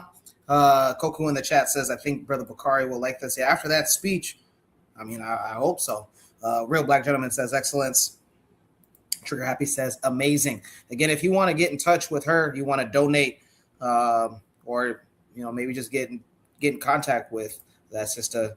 That's up and does states. I'm not going to try to pronounce that. It's right there in the background. So please feel free to go ahead and reach out to her via Instagram. We'll start off with Brother Bakari. Brother Bakari, man. Is this the self-sustaining blueprint? Yes, I like what she's doing. I know I had told y'all about the land, but some stuff came up. Well, I'm gonna be honest. They had too many restrictions, so me and my lady decided not to get it. Me and my family, we decided not to. So we're looking at other land. But yes, that is the blueprint. Your seeds, she growing her own food. You can have your own chickens. I'm gonna get me some goats and some sheep and make me some geeps. You know what a geep is, don't you? I'm gonna breed my sheep and my goats. We're gonna have our own chickens. We got our own. We're gonna grow our own vegetables. You get the organic seeds. There's certain places you have to order them from. You can get the organic seeds, and then once your food grow, you can use those seeds from the food that's grown that continue. But that is the blueprint. That's what she's doing. Yeah, a geep, man, a goat and a sheep. I'm gonna breed them. I'm gonna make me a goat and a sheep. But what she's doing, that is great. It's more healthy for you. Then you off this system. You ain't in the store complaining about how much they charging you for a bunch of collard greens, and you have grown, and you can grow your own damn collard greens, grow your own spinach. Now, that little girl out there doing that beekeeping, that is great to be teaching her that as a young age. I remember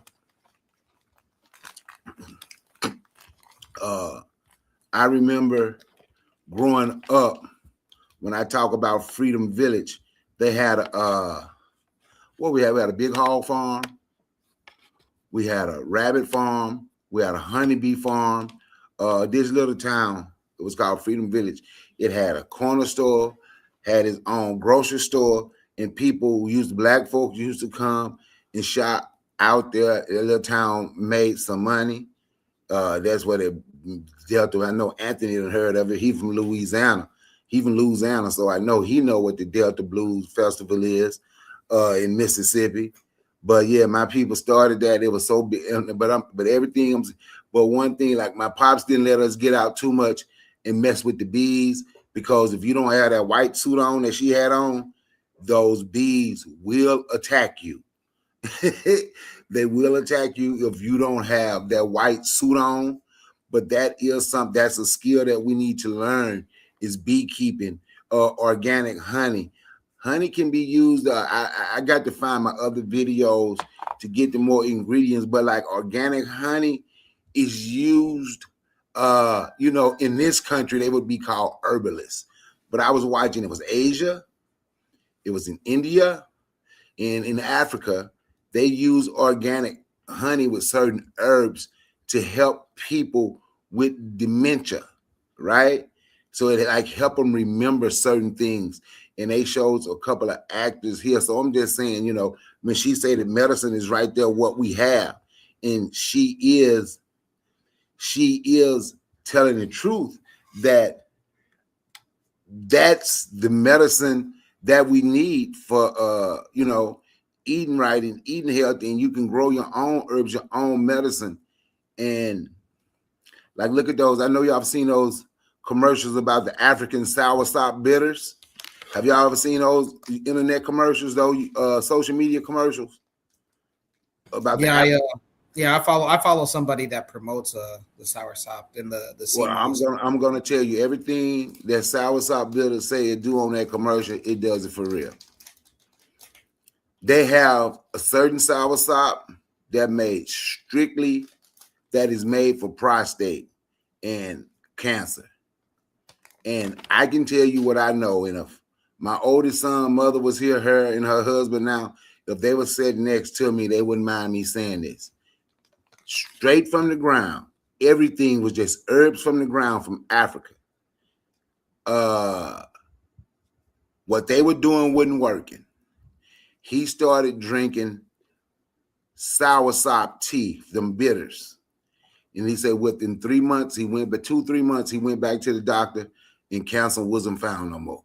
See, he was so bad, he was wearing a pamper. Young man, early 50s, early to mid 50s. So, but he ain't got to do that no more because that took it out of him. And what I'm saying all that to say, when this woman said our medicine and everything is right here in the ground, she ain't lying. It is in the ground. And they know it. That's why these people that paid to shut down all the herbal, because that's what the original medical schools here, to shut them down and create what they call modern medicine now. I don't know if I sent it to you, Koku. If I didn't, or if I sent it to nobody here, I would send it to you. You do know they're about to open a university here for herbal medication. So I'm just saying all that to say that she is right. And on that, I yield the mic. Yeah, man. As good as it is for you guys, I'm so hungry right now. I'm so hungry. Anyways, real black gentleman, from what you've seen, what you've heard, man, what say you? Is this the blueprint for self-sufficiency?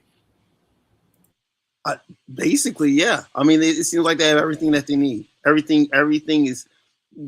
She has a very, very tight understanding of spatialness of the crops, understanding the levels, lower levels, mid levels, how they the synchronicities above all the she's on top of it. She, like she said, she thought she needed 6 acres. She only needs half of one because she knows how to. She's very, very clearly very, very, and is maximizing all of her time to do this. I mean, got the whole family. Everyone has a job. Everyone has a role. There's more than enough work to go around, and the benefits are obvious. Why wouldn't you want to keep this beautiful garden tended at its highest potential and make money off of it? Of course, like that's the thing. It's like it's not just it's truly self-sufficient because she's making money off of this. I mean, I mean, obviously there's barriers, but I mean, I'm sure she knows about soil. I'm sure she probably can work all kinds of magic with soil. She's like, she done did the pH on, like, you might need to plant this for a couple of years, and then after you do that, you might be able to plant some of this, and then after a couple more years, you should be able to go on to a regular rotation. She'll probably be able to tell you something like that. This is very much amazing, right? I mean, this is incredibly impressive. Like, this needs to be like just the whole, because you can do this anywhere. I mean, if you have any kind of house, any kind of land, even if you don't, maybe you just rent, you know what I'm saying, long term, you know what I'm saying? Like, yes, I mean, it's just beautiful. And I mean, I'm sure she has the right fertilizers. All of it probably tastes, look at those cherries. the bananas, just like all this, you know what I'm saying? On the job, you know what I'm saying? Plant that soil, you know what I'm saying? Plant that tree, man. That's money, you know what I'm saying? He's trying to get me some money. And so like, so I mean, it's just just with the children out there doing it. I mean, yes. I mean, I'll have more of this. Yes, I'm done. Yeah, man. Oh, man. So I'm trying to get from, I can tell you guys my weight, but for obvious purposes, I'm not going to tell you guys. But I went and dropped just last week alone from this time 7 days ago. I dropped 5 pounds by not eating after 7 p.m. And now I've extended it since Wednesday to 4 p.m. So now anything after 4 p.m. I don't eat. Just know that I'm hungry. And I'm sitting in the kitchen right now looking at the top of my fridge. And I'm like, man, some of those things that she has in the video I have. And I'm like, I could just take a bite, but I have a weight goal. In the chat, we got a lot going on here. We have a lot here. We'll address these things. Any last remarks, Brother Bakari, real black gentleman, on the self-sustaining blueprint from this sister that we have here? And again, you guys can go ahead if you're curious, you want to donate anything, whether that's money or any seeds, or maybe even a goat, or maybe even a geep like Brother Bakari is about to breed. Her Instagram is right there. Last remarks, Brother Bakari, real black gentleman. I would just say, just the point that she's making, it's all about the storage. It truly is. It is one thing to be able to grow it, but that's like half the battle. You do have to have the apparatuses, the supplies of canning, dehydrating, like she says, long-term storage. You know what I'm saying? Like, that's the whole point. You grow enough food. It's not like, it's one thing to try to like, the idea like, just in the nature of where you are, if you have winter, you know what I'm saying, slow months, you got to be able to store for the winter. I mean, even if you aren't storing for the winter or cold, there's always going to be a dry season or extra rainy season or whatever conditions that make growing and just everyday sustaining and just makes it harder just because the conditions aren't good. So it's always good to be able to store food. I think that's the most overlooked part of gardening. It's not even so much that you can grow the food, because chances are you can condition the plants, you can get the tolerances, you can be within tolerances for plants and all that and growth, or your animals or whatnot. But you know what I'm saying, after you have the cows and chickens, you want to, you know what I'm saying, you got to go to the butcher. You got to, the freeze it, you got to be able to have, you know what I'm saying, you got to be able to store it, you know what I'm saying, dehydrate the meat, you know what I'm saying, you got to be able to dehydrate the vegetables. So some vegetables go bad if you can't dehydrate it, you might have to can it. Then you have to have a whole bunch of jars, a whole bunch of lids. Got to have all that. And honestly, once you do that, you can sell it. Once you can store it, you can sell it. You can trade it. That's the real self-sufficiency. Because hell, like you said, one plant can have, you know what I'm saying, 1,000 odd seeds or whatnot. So it's like you plant, 30 plants and get, you know what I'm saying, times, 200. That's basic math. That's just basic, basic agricultural math. The land will replenish itself just by the seeds, just by the plant seeds alone. And you know what I'm saying, she has the wherewithal to grow food for the animals. Man, the rain buckets, all of it. It's beautiful. It's absolutely beautiful. Mr. Geep, I'm gonna call you Mr. Geep, huh? Brother Bakari, any last remarks here? No, there's I guess as what she's doing is beautiful. He said they call it a show, not a geek. Yeah, I just said geek. I know it. You know what? So one of them, the male gonna have to be a geek, the female's gonna be a show. Either way. But yeah, but no, what she doing is that's a great thing that she doing. And when I see them kids out there, then I saw that little girl look like she about that little girl. I don't know. I think it may have been a little bigger than her that was out there with that suit on doing that beekeeping. That was great. She's teaching them at a young age. That is great. I hear the mic. All right. Well, I appreciate it, Bakari, real black gentleman, and all you guys that are tuned in whether or not you participated in the chat. This was awesome. I told you guys that we had a range of topics today, and we delivered. So with that being said, let's go ahead and let's get into our shout outs. Let's get into our shout outs, man. Let's go ahead and highlight individuals, places, or things. Maybe it's even events. Maybe it's something that's a part of you. You want to go ahead and you want to highlight that? This is your chance.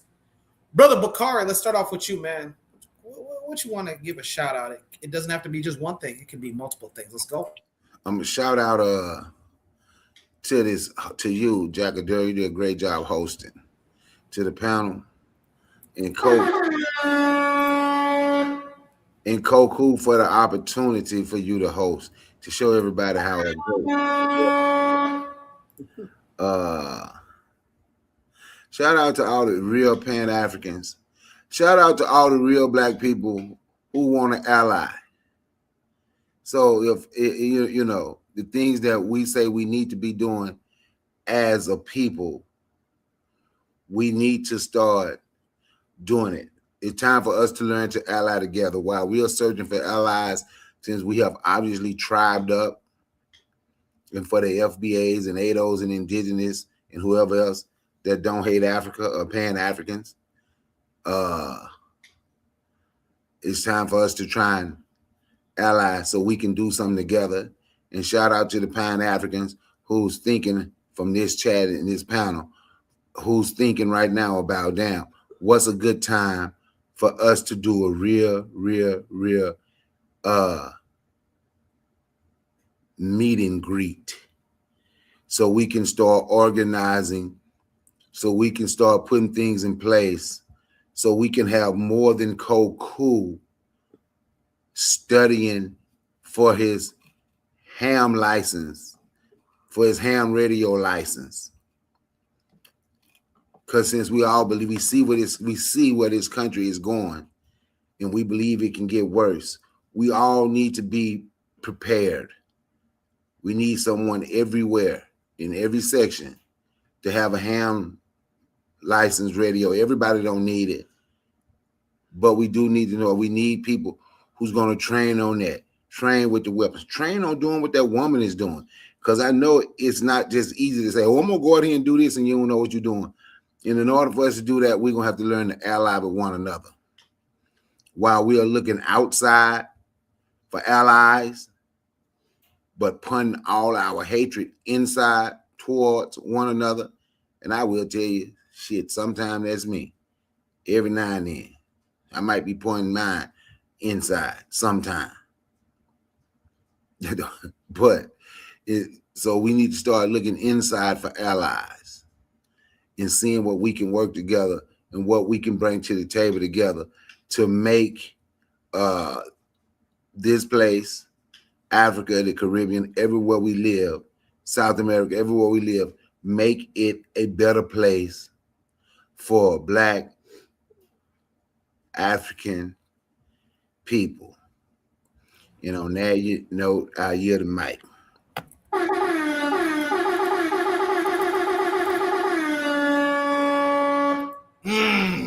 I mean, that's a solid guy right there, man. That's a solid guy. Appreciate you, Brother Bakari. And shout out to you too as well. Real Black Gentlemen, what are your shout out or shout outs for this week?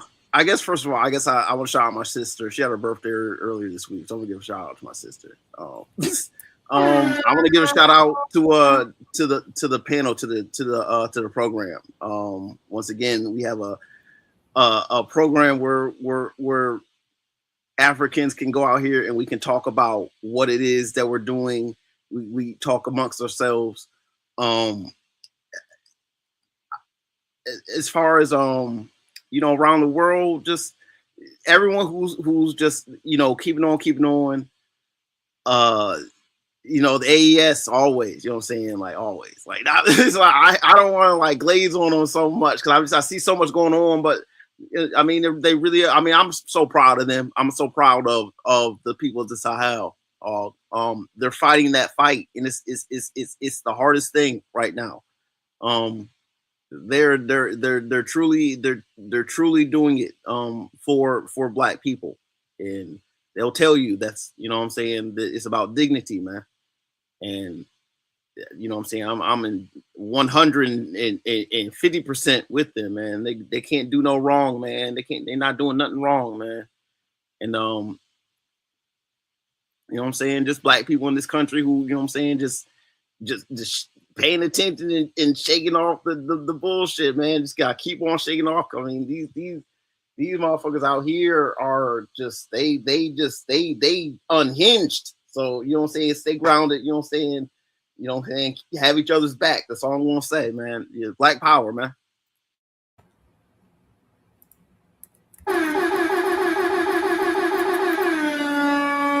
Black power indeed, man. RBG in the chat. Trigger Happy says, always shout out to the Alliance. What's up? The AES. If you ain't know, that's Burkina Faso, Mali, and Niger. What's up? What's up? What's up? Coco911 says, shout out to Emancipation Day, August 1st in the Caribbean. What's up? What's up? What's up, Caribbean? Anthony says, shout out to Jacadero and all the panelists in the chat. Shout out to African people in the AES. Yeah, Coco911 says black power. Yeah, all day, every day. All right, as far as for me, I mean, before we get into what I represent, let's go ahead and share the screen. Brother Bakari touched on it, said, hey, that not effing around coalition, where did that go? What ended up happening? Well, here in Omaha, Nebraska, something did happen. Let's go ahead and let's take a look. This is one of my 3 shout outs for today. It's the Black Agenda Alliance. Yes, sir. Yeah. This is a solid group of brothers that started their own not effing around coalition back in 2019, I believe. But nonetheless, they teach self-defense classes, and they also get you ready to have your concealed and carry permit here in the state of Nebraska. And as you guys can see, they do a lot, not just only teaching self-defense, but also community hike. Flag day, flag football games, huh?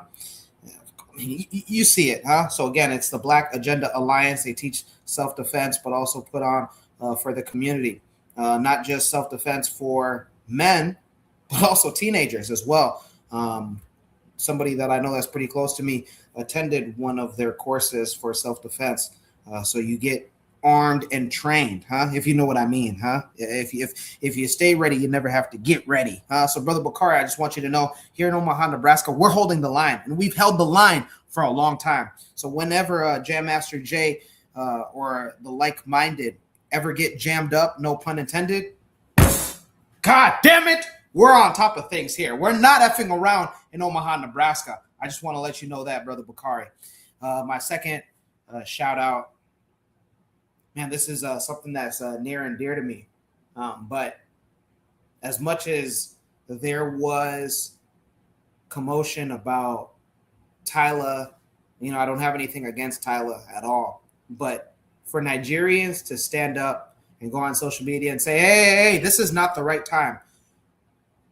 No matter what your stance on that was, the fact that they were all on a consensus on social media, I watched so many reels about from Nigerians in Nigeria coming together and saying, no, this is not the right time. Not even close. Tyler, hey, we don't really have an issue with you per se, but nah, don't even think about coming over here. That was solid, because it just says to me that whether it's Gen Z, millennials, or even Gen X, that, man, we can still get all on the same page. Brother Bakari and Real Black Gentleman touched on it a lot tonight. Brother Bakari says that unity word he doesn't like. But what was awesome is the unifying factor for Nigerians back in the continent to collectively say, hey, promoters, don't even think about putting this concert on. This is not the time now. And it just says that if we can do that as a people, I can only imagine the things that we're doing, the things that we're about to do. South Sudan is the youngest country in the world. They're set to go to the polls here in December. And I point that out just because, that act of it in itself, if you guys ever look at the history of South Sudan getting their independence on July 9th, 2011, they went up against the Arab world. The Arab world. Like they had Sudan fighting them, Libya fighting them. I mean, listen, so many countries, including the UAE, wanted nothing to do with South Sudan becoming independent. but those Black people in that country came together and said, so again, this is more about just giving my shout out to the Nigerians back in Nigeria and saying, nah, we're not about to have that. And then, of course, you know what I'm saying, I'm in Omaha, Nebraska. Hey, if you want like-minded people, I mean, Brother Bakari, asked about it. Hey, like, do we ever get together? Can we ever have a meetup? One of the many meetups that we can have every single year is the Rebuilding a Village Conference, held in May of every single year. And it just happened. It just happened. So next year's 19th annual Rebuilding a Village Conference put on by the Empowerment Network here in Omaha, Nebraska, you're invited. You that are listening and watching, if you think I'm talking to you, yes, you're invited, man. So visit us, the Empowerment Network. That's www.empoweromaha.com, the official and strongest Black organization here in the Midwest, with sister cities in Memphis, Tennessee, KC, Mo, East Lansing, Michigan, Houston, Texas, Tulsa, Oklahoma, and yes, that Tulsa, the new, and we are a part of building the new Black Wall Street, We got our first ever Black mayor elected last year. First ever in Omaha history. That's us. We put on. So one of the many things that we can do as far as getting together, I invite you guys to the Rebuilding a Village Conference. Connect with me, and not just me, but come and network with not only finance gurus, real estate gurus. You want self-sufficiency? We have people putting on for off-the-grid homesteads. That's Black brothers and sisters alike. I don't know what else to say, man. So Rebuilding a Village Conference every year in Omaha, Nebraska, and that's only by the Empowerment Network. That's www.empoweromaha.com. With that being said, you guys are awesome. I am honored to do this for you guys each and every day, but this doesn't happen unless your guys' input. So without you guys, this doesn't happen. And so not only you can connect with us here at KWAZ Radio on Saturday nights, but you can also join the Discord. Download that purple app, DISCORD, and go ahead and add the Bitter Medicine Podcast. I'm Jacadero, proudly filling in for Brother Koku on Shoot the Breeze episode 251. Let's go!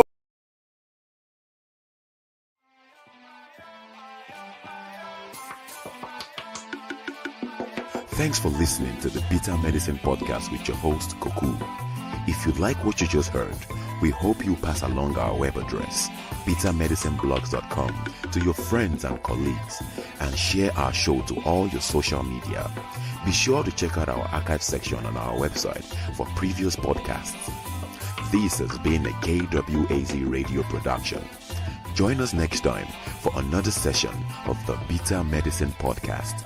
Follow us on Facebook at Bitter Medicine Show, Twitter, Bitter Meds, Tumblr, Bitter Meds, Instagram, Bitter Medicine.